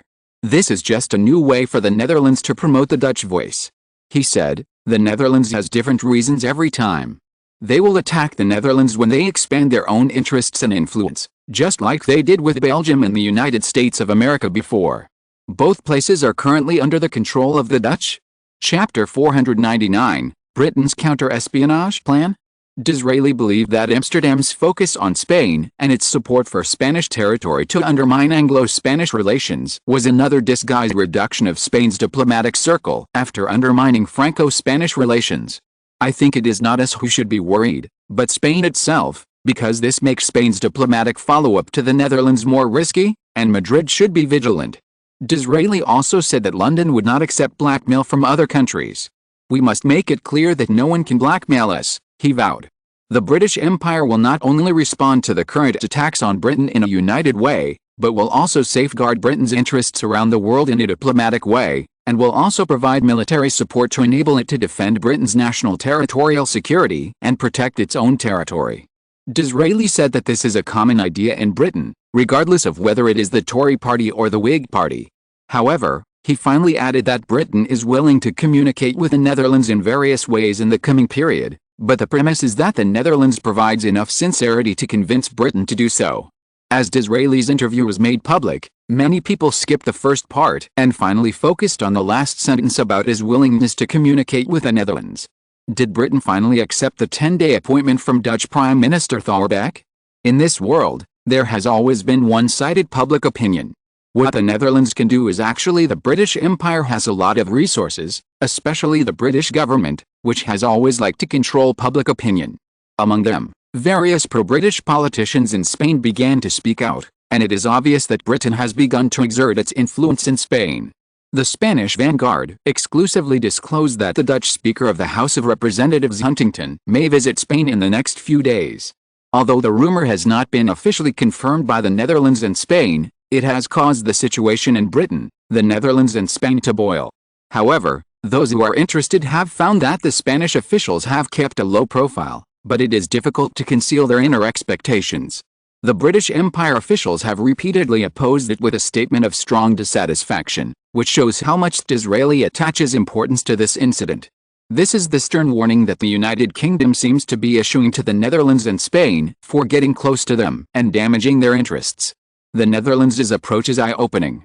The Prime Minister and the Speaker of the House of Representatives are separated from each other, which gives the Dutch government an excuse to shirk the British accusations against the Dutch government, while not damaging the official exchanges between the two sides.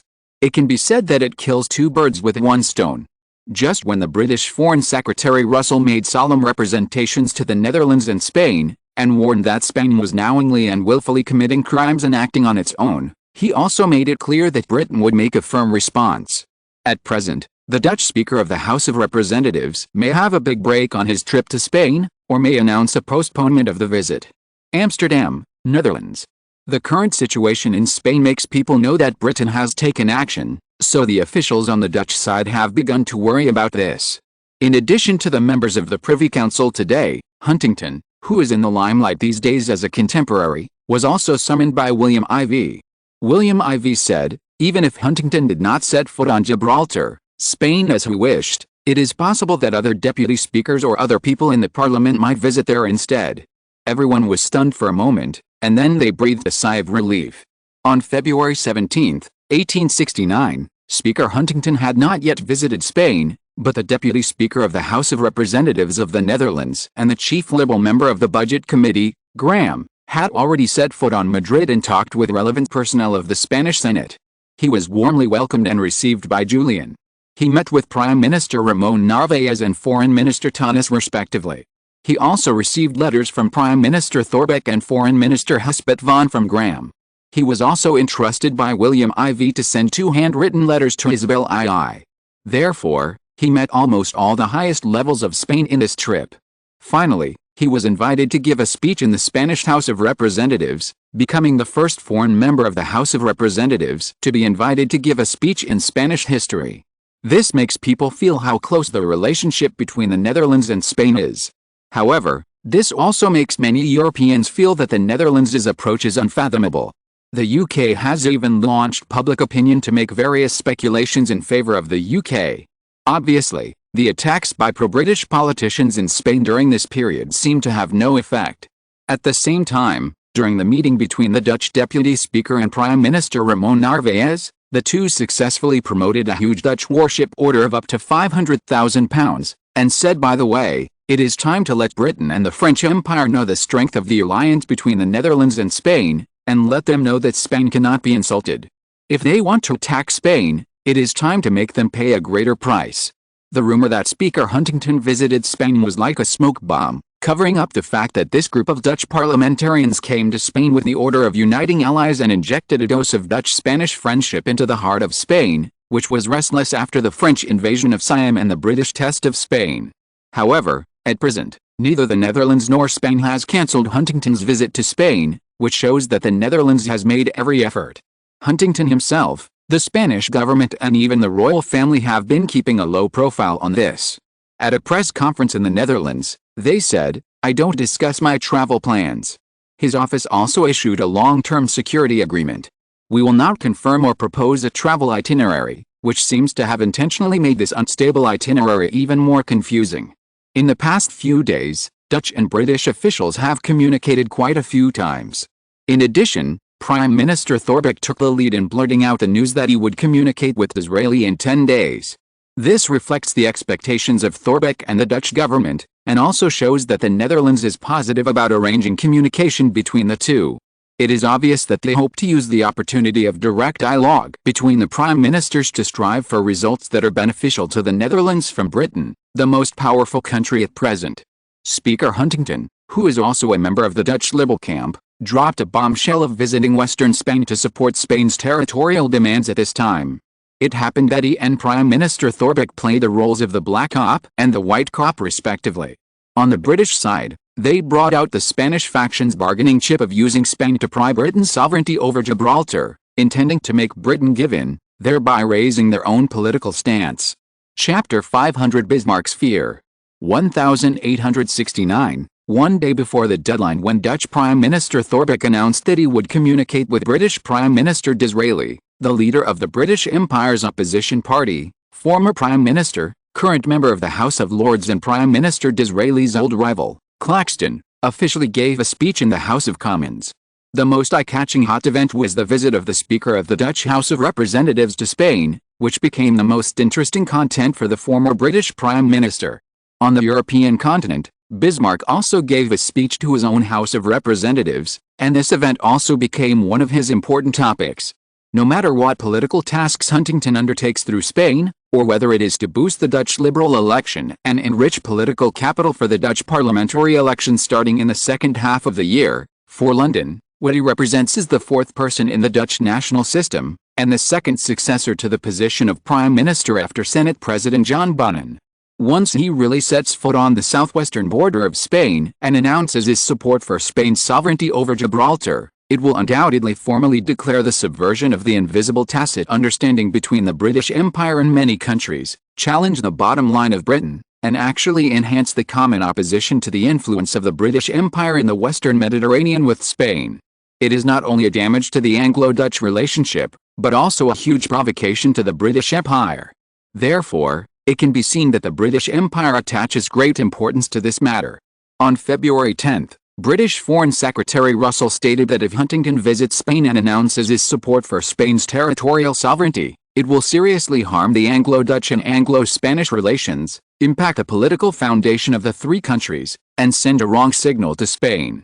Russell also emphasized that all consequences will be borne by the Netherlands and Spain. After that, the British government even upgraded its tough response and prevention stance to the level of "we count to do it." Hugh Smith, former editor-in-chief of the London Times, president of Cambridge University and dean of the School of Political Science, who has always been the official mouthpiece of the Tory party of the British Disraeli government, his opponent, Rowan Elson, president of Oxford University, is pro-Whig, proposed in The Guardian, which is also pro-Tory, that the British Navy could go around Spain or even bypass the far east of the Netherlands. This influential figure in the British Tory party believes that the British Empire can only respond to the provocation of the Netherlands and Spain with resolute prevention and control actions, so that the Netherlands and even other countries that are waiting and ready to move can understand the corresponding price of playing the Gibraltar card. This is the only language that the British Empire can understand. Such an approach can truly reflect the sovereignty of the British Empire over Gibraltar and maintain the majesty of the British Empire. In other words, no matter what political calculations the Netherlands and Spain have, the British Empire will make the worst plan and the most complete preparations to prevent Gibraltar from being made into a sacrifice by the kings of the Netherlands and other countries to contain Britain in the Mediterranean and even southwestern Europe. In particular, Speaker Huntington has always been known for his toughness in Anglo-Dutch relations. When Britain suffered a defeat in South Africa, he even appealed to William IV, the Dutch military, and the Thorbecke government to support the Boers of the Transvaal Republic in defeating the British in South Africa and returning South Africa to the embrace of the Netherlands. Even some time ago, when the British Army suffered heavy losses in supporting the Confederate States of America in the American Civil War, the Dutch Speaker of the House praised the Lincoln government for creating a beautiful landscape that attracted the world's attention, and then criticized Britain for creating chaos around the world.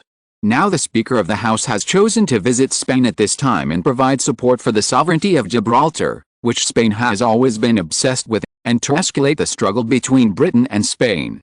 This Speaker of the House has obviously made Britain restless, and this must be a trend that the Tories must be vigilant about and resolutely prevent.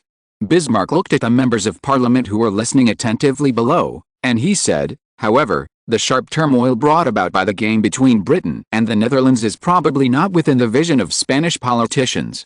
For Spain, as long as it can bring the greatest benefits to the cabinet election of Queen Isabel II and Prime Minister Ramon Narvaez, as long as it can mobilize populist sentiment and consolidate its ruling position for a long time, it will be the only consideration.